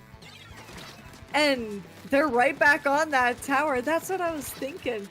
There was one time in one of the Splatoons, I was playing some dinky bad gear that I just didn't need, and someone pointed it out to me, and I was like, oh, yeah, you're right, that's stupid in 1v1s, why would I do that? And I for some reason, I think I was thinking that way about beacons too, but then I saw that one match where someone clutched the objective by just jumping to their bubble, and it was like, oh crap, okay, beacons are really good on 1v1s, especially if your enemy's not tracking them, and clearly there was at least one left for Meatloaf to utilize and get back up there and just hold that tower like it was their little baby.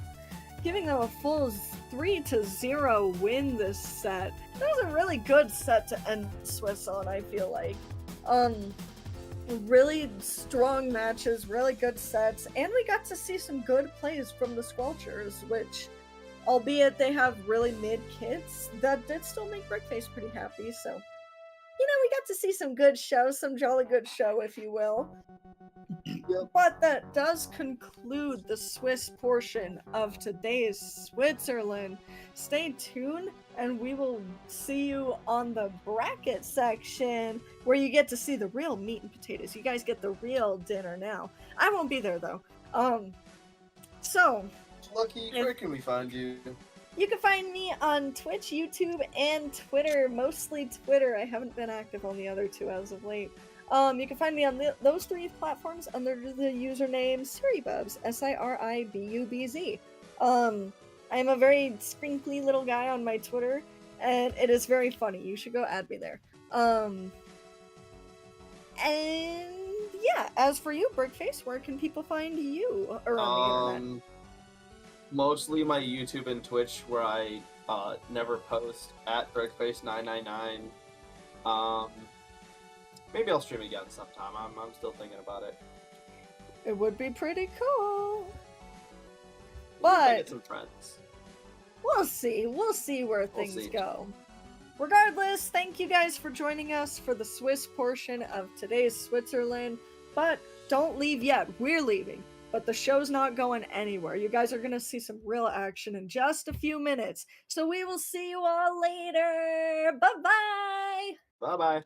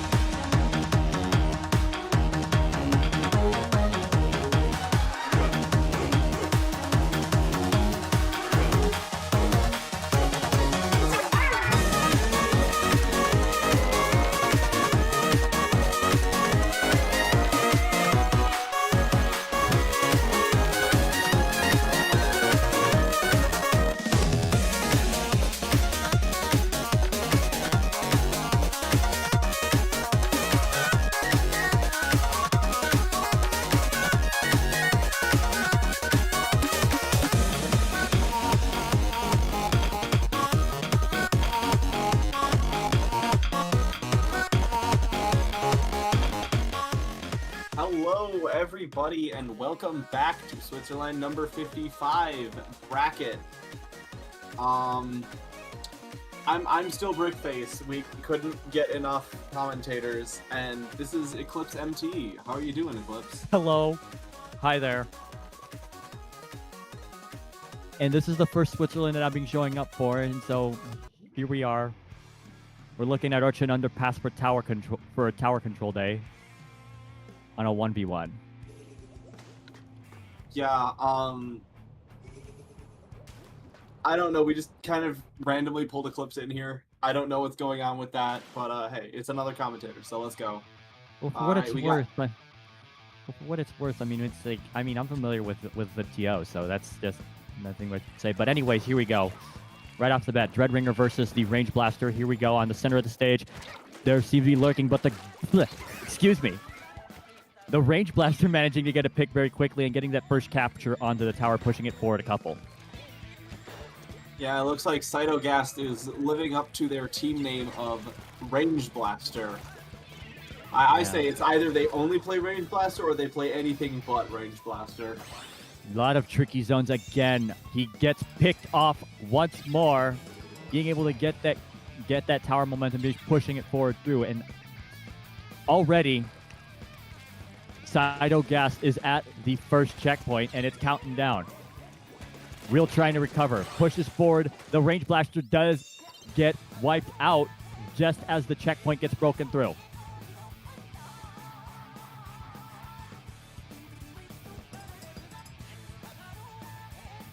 And they're on back at mid. The Dreadringer getting on the board right now. He has special going on. Forced to hop off from being zoned from the suction bomb. The Reef Slider doesn't get the pick. Nope, neither one dies. But the Dreadringer managing to get a kill shortly afterward. The tower backing off.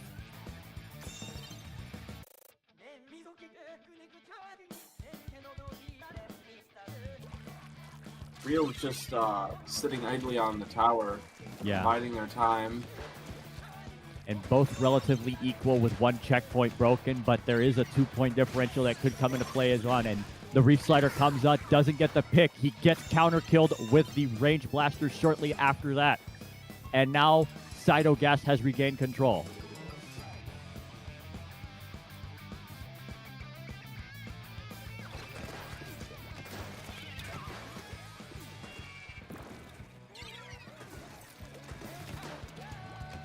Neat little engagement again.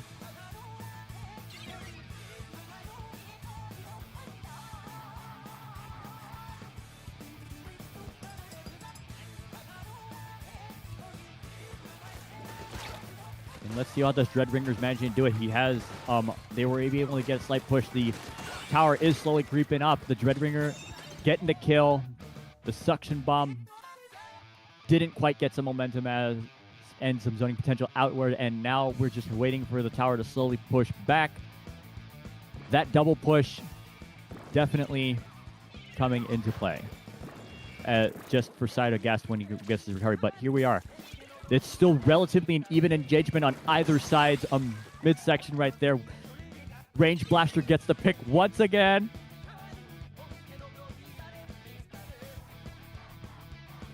And Real effectively not having that much time to make it back before the Wavebreaker coming up. And once again getting a pick.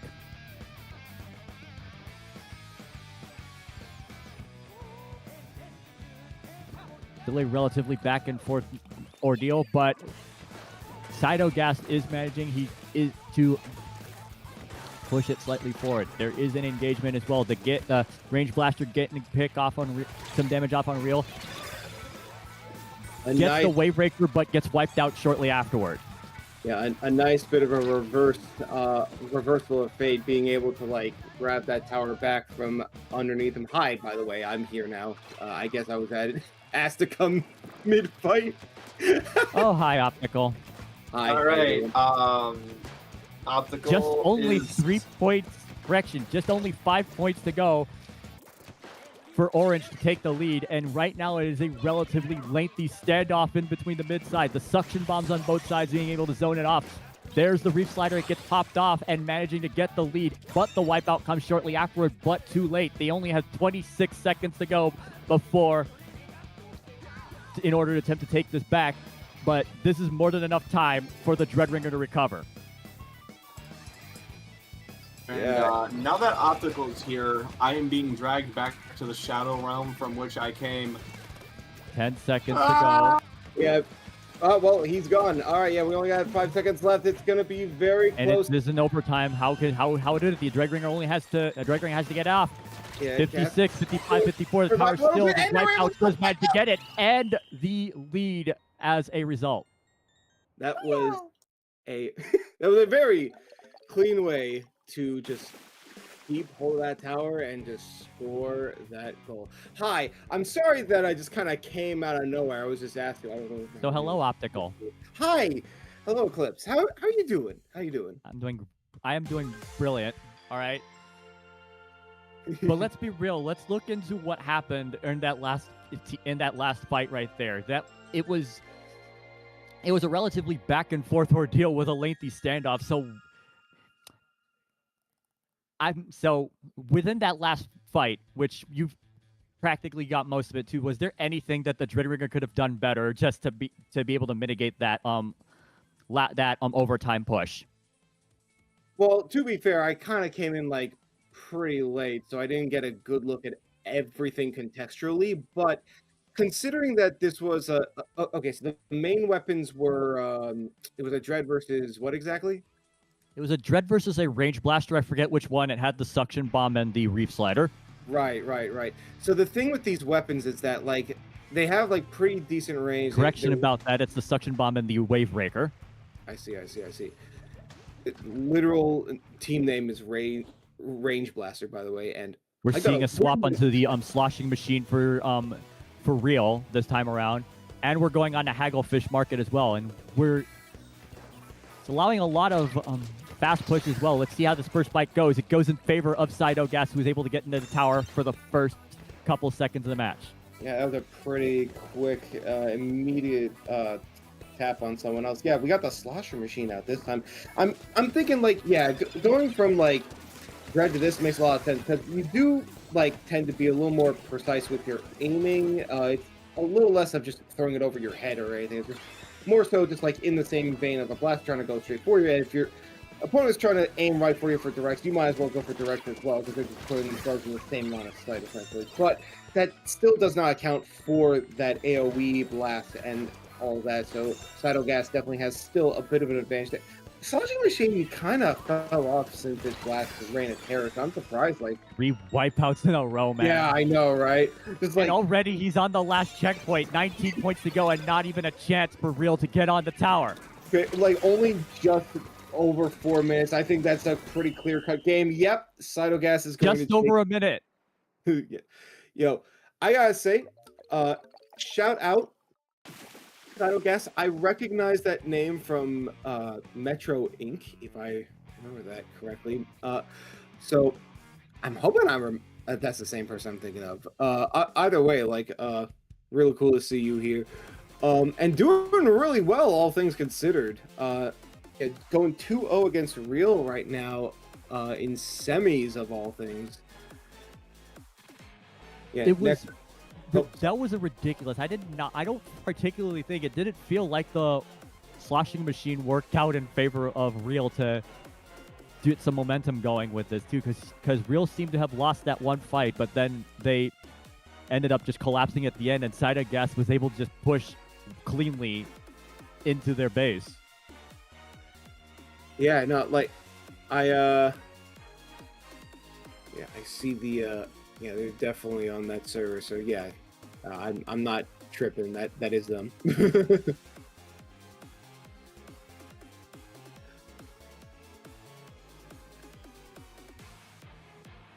Excuse me. But yeah, very interesting to see these sorts of comps. It's not every day you get to see like a sloshing machine just like do something. So very excited to see like what else can be done with it if they continue to bring it. Considering that it didn't really stand that much of it didn't do too well again last round. I'm wondering if we will switch off to anything else now as we go into Mahi Mahi. Let's see here. He Oh, goes yeah, back to the Dreadringer. Goes back to Dread. Yep. Sticking with all reliable at this point. I don't blame you. All right. And I mean, with the Dreadringer, you have the suction bombs to be able to zone you out, which I mean, especially in first phase of Mahi Resort, very critical ability to have. Oh yeah, of course. But that poke, Ooh. but that long range poke. Look at how the splash damage is getting it. Gets the wipeout too, with a couple of splash damage hits, and then the direct impact. Yeah, that was really clean.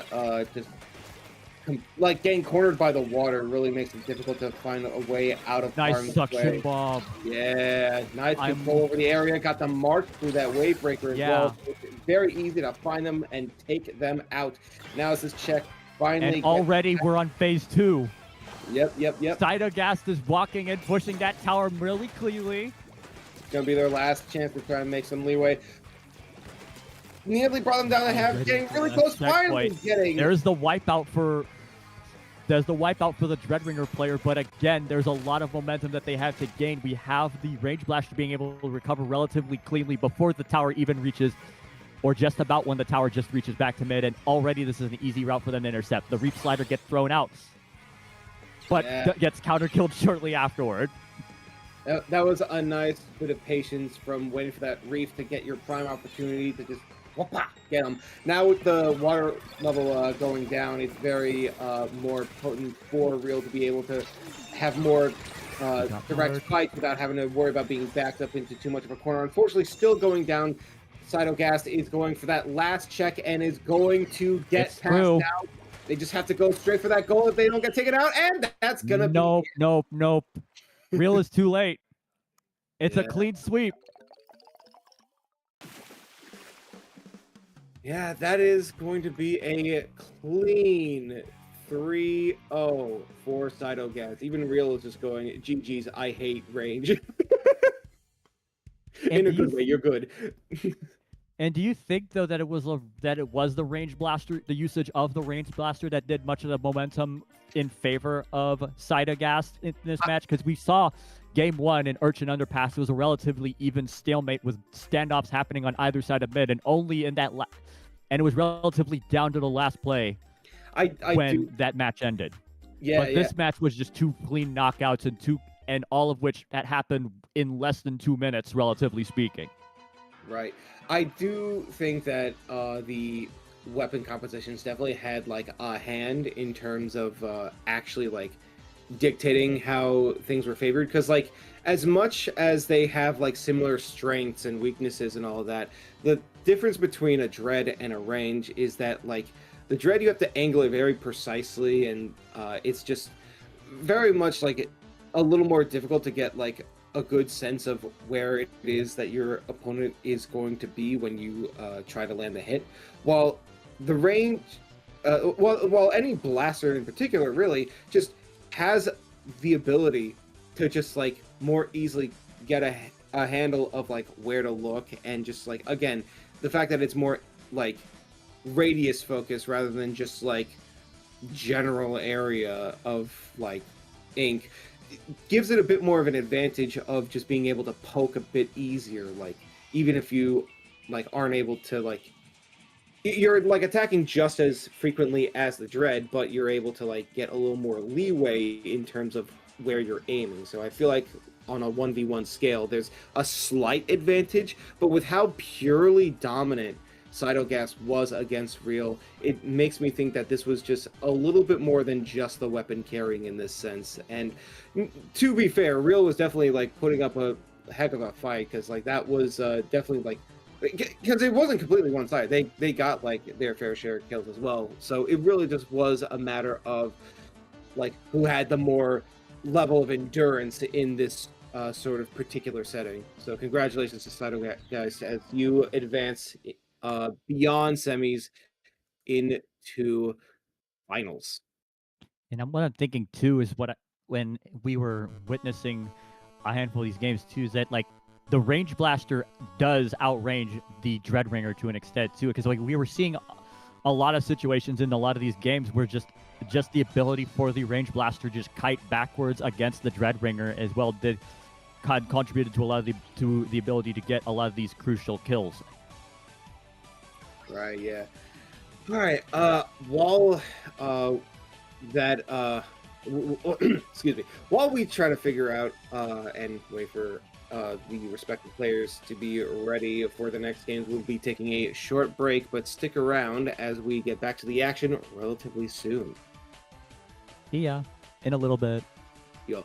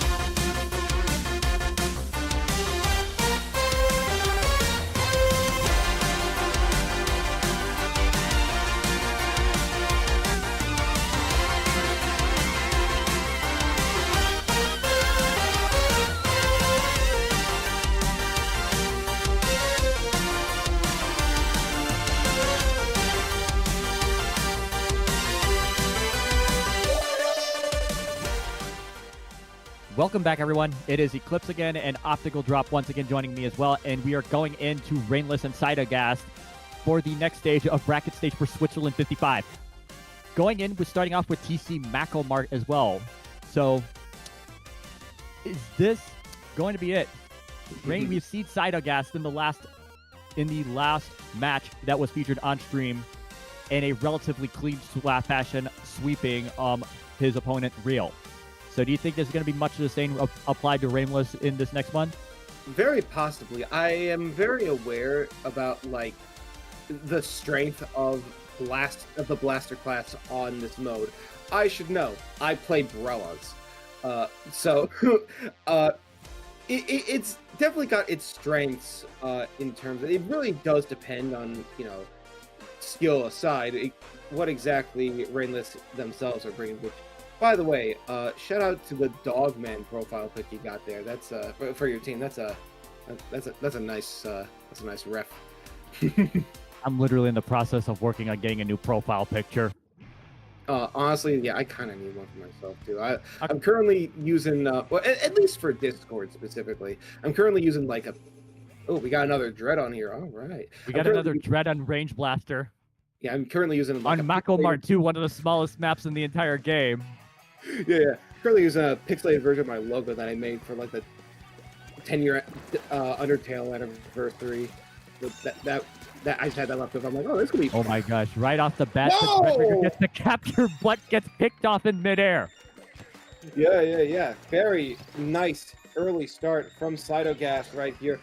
Claiming some territory, throwing down that wave. Yep, there throws the wave breaker, and I think he got marked off that. Did he not? No, he didn't. I don't see him. Really but already into the first checkpoint. Yeah. It's busted through, and the Dreadringer is managing to get some effort forward, but we got her on. The Reef Slider comes up, doesn't get the pick just yet. Both are on 30 damage now. Yeah, that was really good. There's the wipeout for the Dreadringer. Yeah, see, like, I told you, even though, like, the weapon might have the slightest of advantage, that should not count out the player exactly for being able to come back from any sort of detriment. Because look at this! Already! He has his special once again, too. Yeah. Which it gets used right there. Gets the 30 hit, but gets the counter kill. Yeah, that unfortunately is going to mean a easy direct from Gast right there. Just getting hit by that wall. It just, like, you may have raised the hitbox. It just, maybe just a little bit higher. Maybe just like elongate it. That could be just cool. as the Range Blaster was trying to climb up, he got the wipeout. Yeah. That wave breaker definitely do be putting in some work. I noticed before they tried to put it on like the ledge earlier. Ooh, that was a nice. That was a very interesting slider. It was definitely a scare tactic, if nothing else. And you know what? It worked. It made them back off for a bit. Yeah. But this is a very terrible spot for Sidagast right now. He's already zoned out from the suction bomb, but he does get the pick, surprisingly enough. Again, like we mentioned in the last set, that long-range poke ability for the Range Blaster, especially against the Dreadringer. Yeah, you do not want to, like, underestimate those bombs they got. Because, like, even though the Dread themselves got some bombs, it's, like, it definitely is, like, a case of, like, you can just never, like, be safe no matter, like, where you go. Oh! And... Right on boxes. He's forced to drop down. Yep. And just as trying to recover, he's on 20 health right now, manages to get his health back up, but the Dread is making a select. He gets run over with the motorbike. Yeah, that is gonna be a nice side of roadkill right there. Just both these players just having access to suction bombs. It's just like there's always going to be a case of no one is ever going to be truly safe if one gets thrown out. You always have to look over your shoulder and make sure, like, okay, the wall and flooring of this tower has the weird physics collide in a certain way in which I know I'm safe. One more checkpoint to go. Gets wiped out, it's busted, and I think that's game one, the slider for good measure. Yeah, you can never be too safe, even during a wipeout. But yeah, that's going to be game 1-2, Rainless. Yeah, like, it really just comes down to if you have, like, the drive and the perseverance to be able to fight back against a Range Blaster despite, like, the circumstances, you are able to make it out alive. It really, I think it came down to that Real just very particularly was not a fan of fighting against those weapons. Maybe it was tilt. Maybe it's just like a personal like thing that prevents them from being able to be good at them. I don't know what it is. Either way, it's very clear. It's that very remark that he posted in messages. yeah. It's very clear that Rainless specifically has shown to be very, very capable where it counts when going up against Saito and their range. And with that, we're going to be going on to Game 2, Mincemeat Metalworks. That's This is a stage that you almost never see in competitive. I remember I had this available for like the tournament that I was running, and I had people come at me like, why is this in the pool? And I'm like, I don't think it's that bad. Like, I'm gonna be real. I don't think this stage is terrible. Like, trust me, like, there are worse stages in this game. Like, Eeltail Alley Flounder. is, like, right. Eeltail, Flounder, Brine Water. Bluefin, like, I don't care what anyone says. I will be a forever hater of Bluefin. Lemuria. Yeah, it's just Bring back Yeah, Splat 1 comp just so we can play on no, Salt like, Spray honestly, for a like, couple. if I want to play Bluefin, I'm just gonna boot up Splatoon 1 straight up. Like it was just like it was not balanced in that game, but at least it was fun. Well, it was probably one of the, well, let's be real. I think Bluefin was better off in Splat 1 than in Splat 3. So Yeah, Splat 1, they were experimenting a lot with doing a lot of wacky stuff for stages, you know, as you but that's do just with faint Nintendo praise, yeah. properties. It's really But, just faint praise. There's really not that many good. There are really not that many good stages, or at least in the standards of the current game, that are featured in Splat 1. It really is melee in a sense, where there's only like a handful of stages out of all of them that you could consider competitively viable. Yep. So, And I you heard think it here I saw a first. weapon switch. They're going for custom Oh my God, blaster as they're- well. Yo, they're gonna match him bar for bar. I see how it is. Well, okay, maybe not exactly bar for bar. That is a CRB rather than just an RB. Yeah. We got the meat.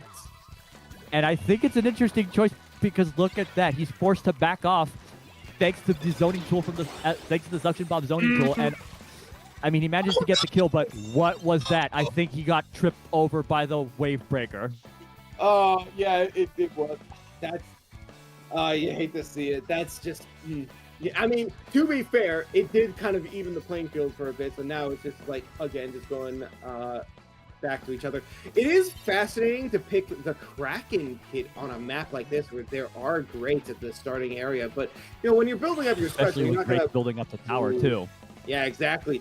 I mean, I guess if you want that invincibility to stay on tower, but it makes you easily, like, knock-offable in a sense. So it's not entirely, like, a foolproof plan. And, like, you know, if you're going with Kraken, you're probably going to get out of mid at that point anyway when you're building up your special.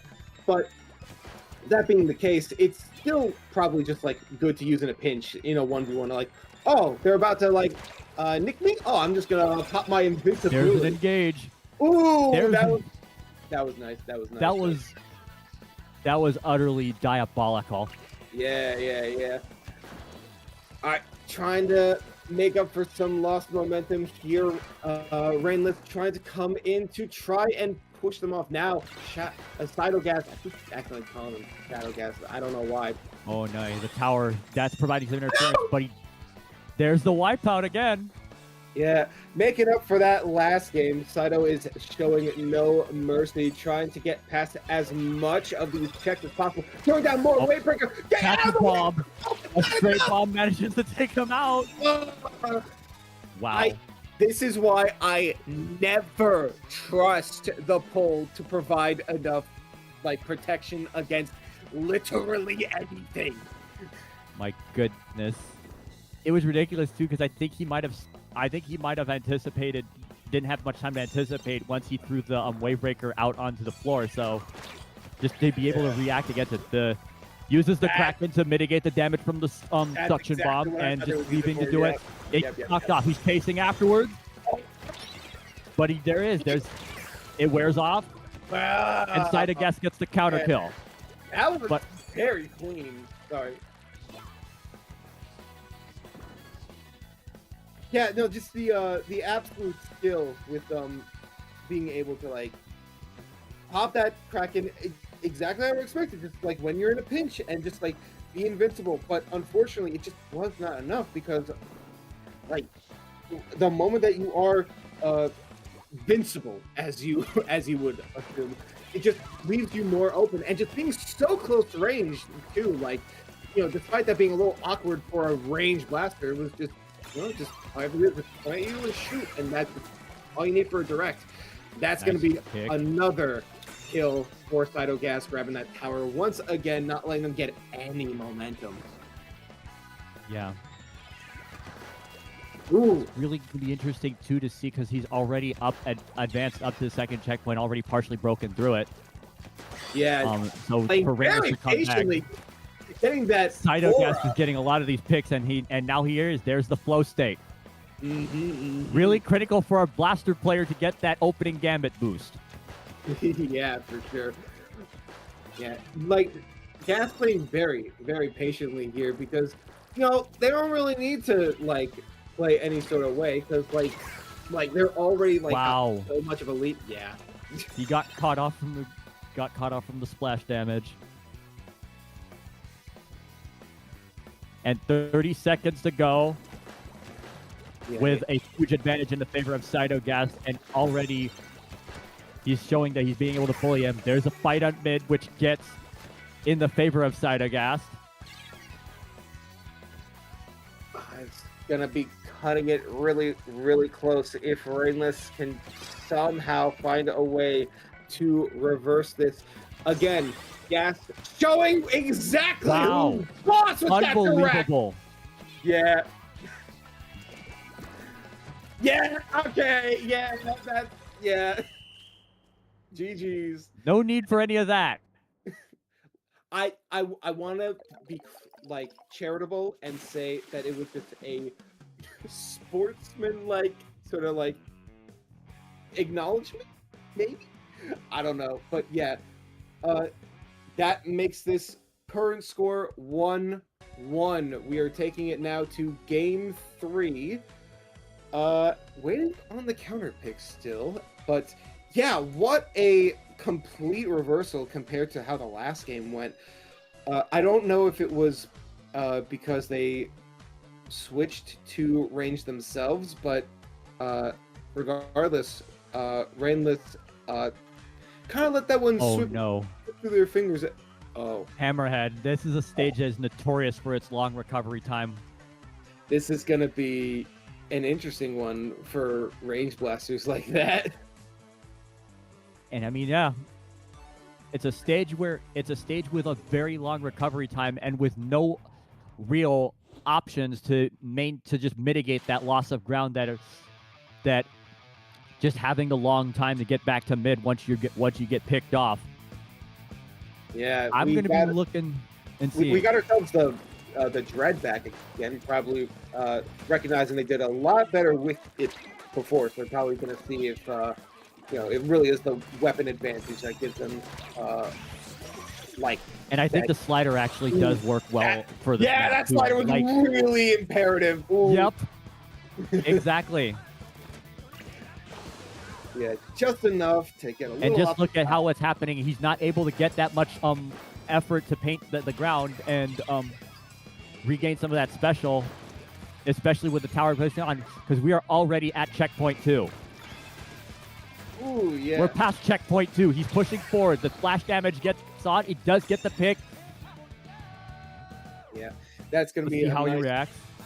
yeah, nice pickup from Gas right there, grabbing that tower before it could go any bit further. A very clean 37 from Rainless. Regardless, it's gonna be Oh a my goodness. really hard You score told to me- fight.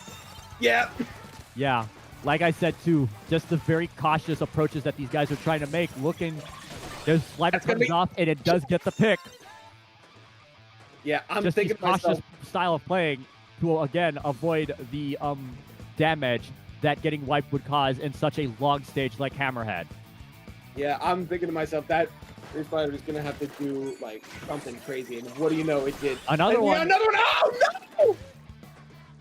That's gonna be another kill off the Reef. No, that Dread is going. We're to already at the final checkpoint now, too. Things are looking dire right now. Oh my, one hit and the splash damage. The slider comes in, doesn't actually do much because he got caught off on the lip. The tower is slowly retreating back. And the blaster as well is doing that, is helping that push for him. Yeah, playing very patiently from both sides. Going down that way to try and find where they're Oh hiding. my goodness. Yeah. I think Yeah, he got the kill right now, but just look at how much the tower has advanced. I don't think he's gonna make that much effort coming back. Yeah. Especially since especially since that at this point in the game, the recall time, the return time back to the point of engagement, much more significantly in Sido Gast's favor. Yeah, Sato Gas has a little bit of work ahead of her, but oh, that direct is There's the mutual kill. gonna do something. Well, you know what? Sets things up evenly again. That being said, 97 to 16 is quite the difference. But yeah, I like to believe, I like to believe in Gas. Like she's proven herself to be a really, really talented player so far. So I am very excited to see how well she'll adapt to what. Wow. Well, I mean, you know, given the opportunity, I'm excited to see how that would play out. Yeah. And I was wondering too if what was going on when he walked around the box behind at the back end of the mid. The slider comes off, the tower displacement ends up causing massive misalignment with the Reef Slider special. Yeah, it's always Reef going off of tower that can be a little janky sometimes. But yeah, sometimes you try to go down the hallway, other times you hit the wall. Yeah. And here we are, we're seeing, and we're in a position where we can very much see it's a relatively even standoff that has been happening in the late stages of the game. We've got 1 more minute to go. We can see how Sido Gas managing to take this back. But he's got 2 checkpoints to break, and Rainless is already pouncing on the final one.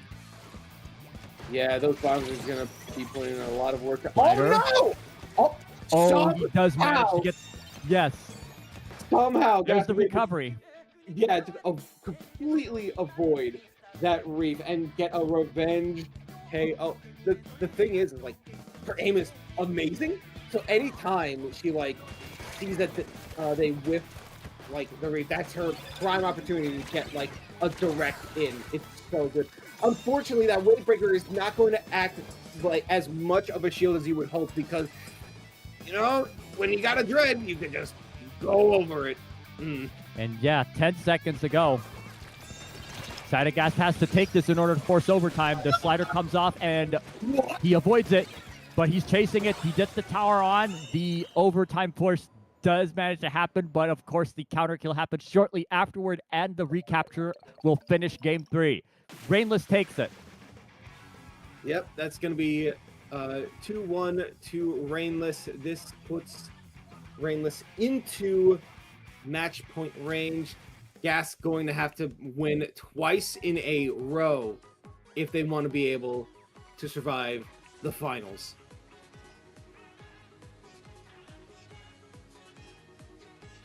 And I was thinking too, it's even contributing to the opinion that I think the Sea Blaster wasn't exactly the right pick back in game 2 when they were matching it too, because I think that Rainless is definitely playing much more competently on the Dreadringer than perhaps the Sea Blaster.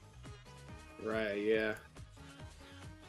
I'm like, yeah, so probably going to be sticking with the Dread. It seems to be working out a lot more for Rainless. He really does seem to be a lot more capable of handling Gas with that than with the range mirror, as it were.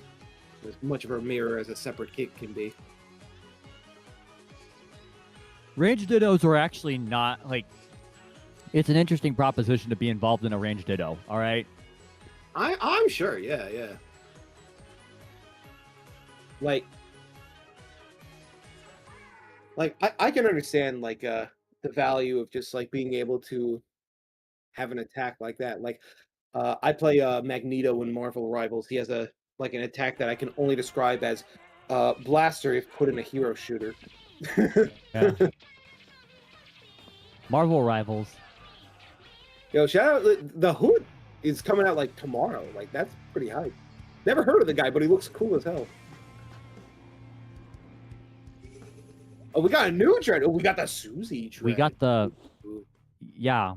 the third kit Dreadringer. Yeah, I forget what. I Like forget what sub and special it has too. Oh, Yes, that's Crab. It's the one with Crab. Got it. Crab and Curling Bomb. Curling Bomb's really good for getting you in. Which Curling like- Bombs is good for gaining him a lot of momentum too. But we'll just see how it is. Like, Ooh, nice one, Gas. All right. Ooh, nice Wind Surge too. Easy way to get up there when you can't do all that easily.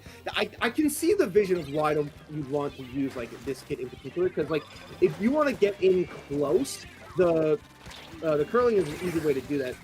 Ooh, unfortunately, Wow. it got marked, and that's an easy way to Yep. get a direct on. Yep. And like the thing with Dread is that we have seen that getting close to Range Blaster is an easy way to get just the biggest of upper hand against them. Shadow Gas trying to fight back. Unfortunately, Brainless going to come in and snag that tower for himself. And that is going to be the end of quite a long lead for Gas, going all the way to 33 before 4 minutes left on the clock. Wow, that Crab was really smart, just taking them out like that. I don't know why when they're out you wouldn't just paint the whole stage, but okay. well, I mean, you don't get special points whilst you're in special. That is true, but it would disrupt them so they couldn't like run as far otherwise. But to each their own. I guess you just wanted to like collect your nerves while you wait to get the check, which didn't do much considering Gas got it back. But there's always the next take, as it were. Yeah. And the Crab tag coming out comes off again, once again. jumping over the goodness, wave jumping like over the- it's yeah. jump rope. Sorry. He doesn't have that much momentum, and the pick doesn't quite get the pick, but he does get the counter kill shortly afterwards.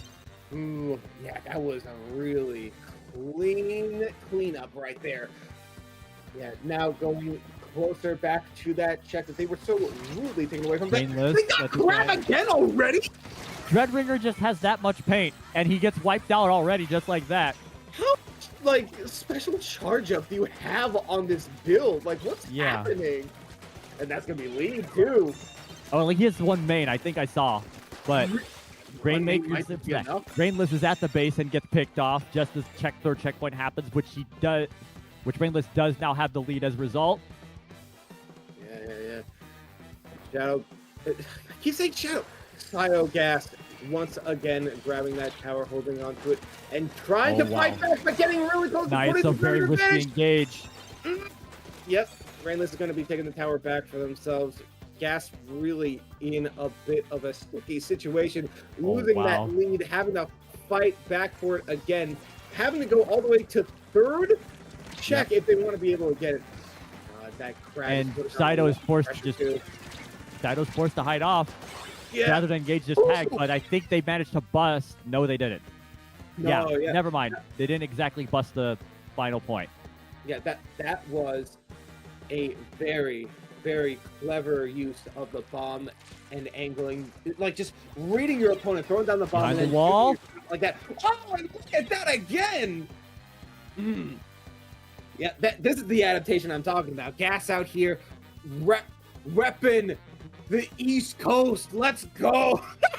And I was actually wondering too as to why Saito Gas. I mean, if the objective was to get paint, what was the main purpose as to what would exactly? Because it was an interesting proposition for them to just stay on the ground painting rather than getting the tower back with a double push. The tower is at neutral now. It is after that mutual kill.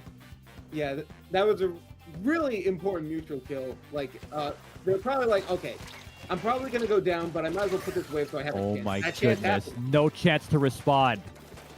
Yeah, I think it really was a case of like, they wanted to secure the fact that they could keep pushing the tower, because if they can't, then there's no way to really have it keep going. And putting yourself on the tower just makes you like a vulnerable, like, easy to grab target. And one more crab tank with less than 30 seconds separating Rainless from taking this championship. They are in it engaged. There's a wipeout coming in. 15 to go, just about. The checkpoint manually manages to go in, but I guess that time count does not matter because Rainless has managed to push the tower all the way and take it. That is going to be... Rainless is your champion for Switzerland Switzerland 55. That is going to be a very clean final game. Rainless, congratulations. Gas, you put up a good fight, and it was really, really well deserved how far you got. But regardless, Rainless, wonderful performance. Dread going crazy. Dread go burr. And yes, congratulations once again for winning Switzerland 55.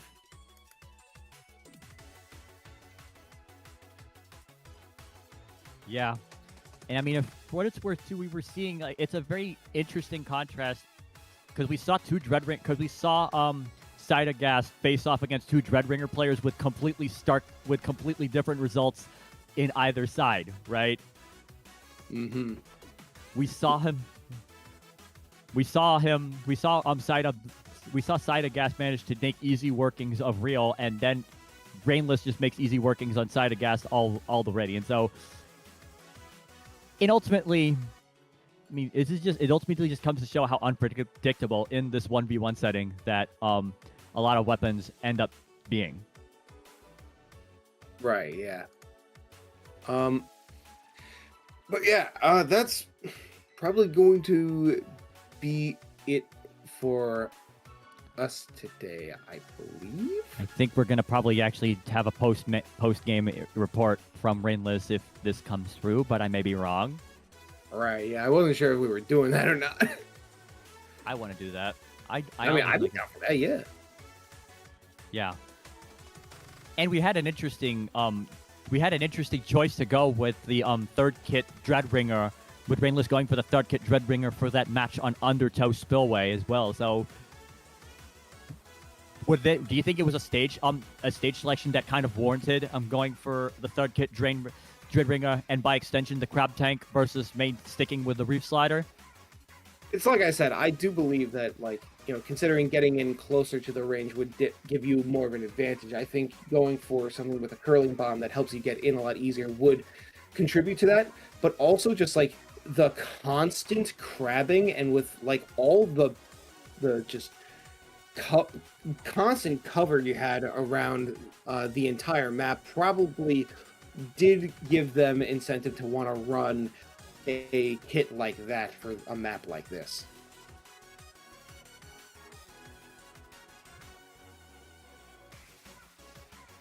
Yes, so in any case, please be patient whilst we get confirmation from the TO as to whether Rainless would like to appear on the stage for a post-game report.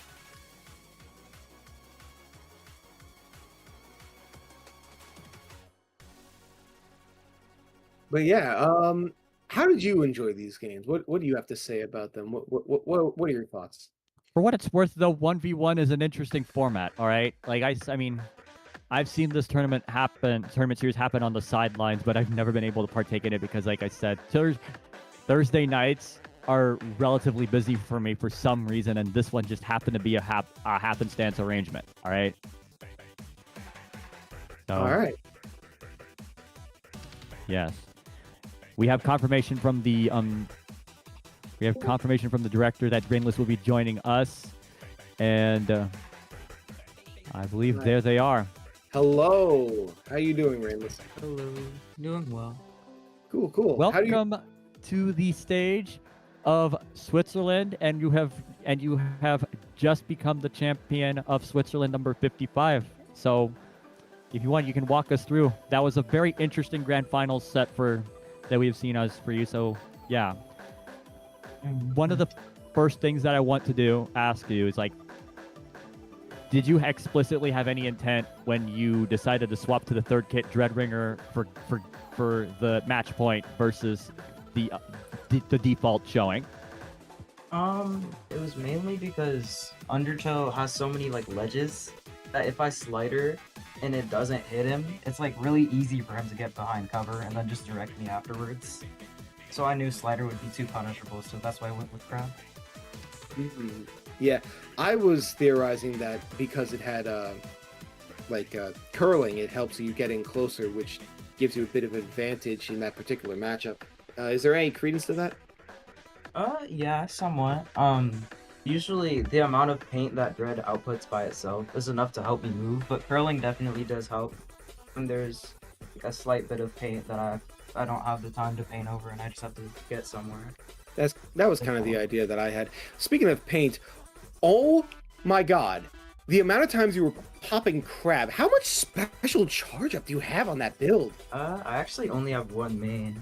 Just one mate? Dread paints You were so pimping much, special it's kind of left dumb. and right in the entire set, mate. Yeah, I'm not Yeah. joking. Like, even don't know when you were how running you the default kit. It's just Dread paints so much, and I like picking the bigger map so I have more space to paint for it. Because Dread already paints so much, so I can just like every single fight I can have a special if I paint for it well enough. We were wondering too how you were like with the hammerhead pick as well, because one of the things we're talking about is how dreadful that recoveries would be following one getting splatted in a map as long as hammerhead, right? Until towards the very end when the objective is closer to someone's base, but when it's after a mutual kill, just the long reset time just allows someone to get much momentum. So it's glad to hear that you were able to exploit the Dreadringer paint just to have that much more turf to paint, to have your special on the next engage. So props to you on that. But walking up to grand finals, though, how confident were you coming in? I mean, I was pretty confident considering in groups I had already 3-0'd Saito, like in groups. So the only reason I went CRB that one game, I just got curious how it would go. But I think the other kid's definitely better. And also props to Saito because I was not ready for the Wavebreaker precise. The amount of times I shot the Wavebreaker instead of them was Yeah, quite a bit. like everyone keeps forgetting to respect the wave breaker, but like if you're not careful, that thing can like hit you for more than you expect. Yeah. Really good at comboing I noticed with that them. it made you have to play jump rope while you were in the crab for a bit. Basically. Yep. Were there any interesting matches that you actually had encountered in group stage, or that weren't necessarily featured on the stream? Yeah, I ran into an X-Blow, and honestly, that was like the hardest set I had, because moving into an X-Blow is just so difficult. And like, he was hitting me on the tower, he was like under me, somehow hitting me on the tower. It was so weird, but yeah, I fought an X-Blow. That was probably the hardest sets I had to go through. Other Was than it this vanilla one. X-Splasher or Sport? It was the Right. Splashdown one. Ah, So I also had to deal with Splashdown, which was a That's- bit difficult because they counterpicked Urchin, so there were so many hills. It's hard to hit them. yeah. It's amazing too. Yeah. Right. Do you have any overall thoughts about like how you did, what you feel like you noticed with your opponents? Any extra info you can think of? Other than the matchups, there were last Switzerland I played. The meta was definitely like, you could tell that there was a gun that was better than the other ones. Like I ran into way more dreads the other Switzerland, and I ran into none this one. So that was nice. So I don't really like fighting dread in 1v1. I think Must it's be one a of bit of a trailblazer in that sense. Oh, Yeah. sort of. All right. Well, yeah. Thank you so much for coming on. I don't know, Clips. You have any other questions? No, I do not. Again, Rain, thanks. Congratulations on your win. Yeah. Thank you. Yeah. From one Ryan to another, I gotta say congratulations Oh, because that was very masterful. Yeah. Oh, wonderful. Thank you guys for having me.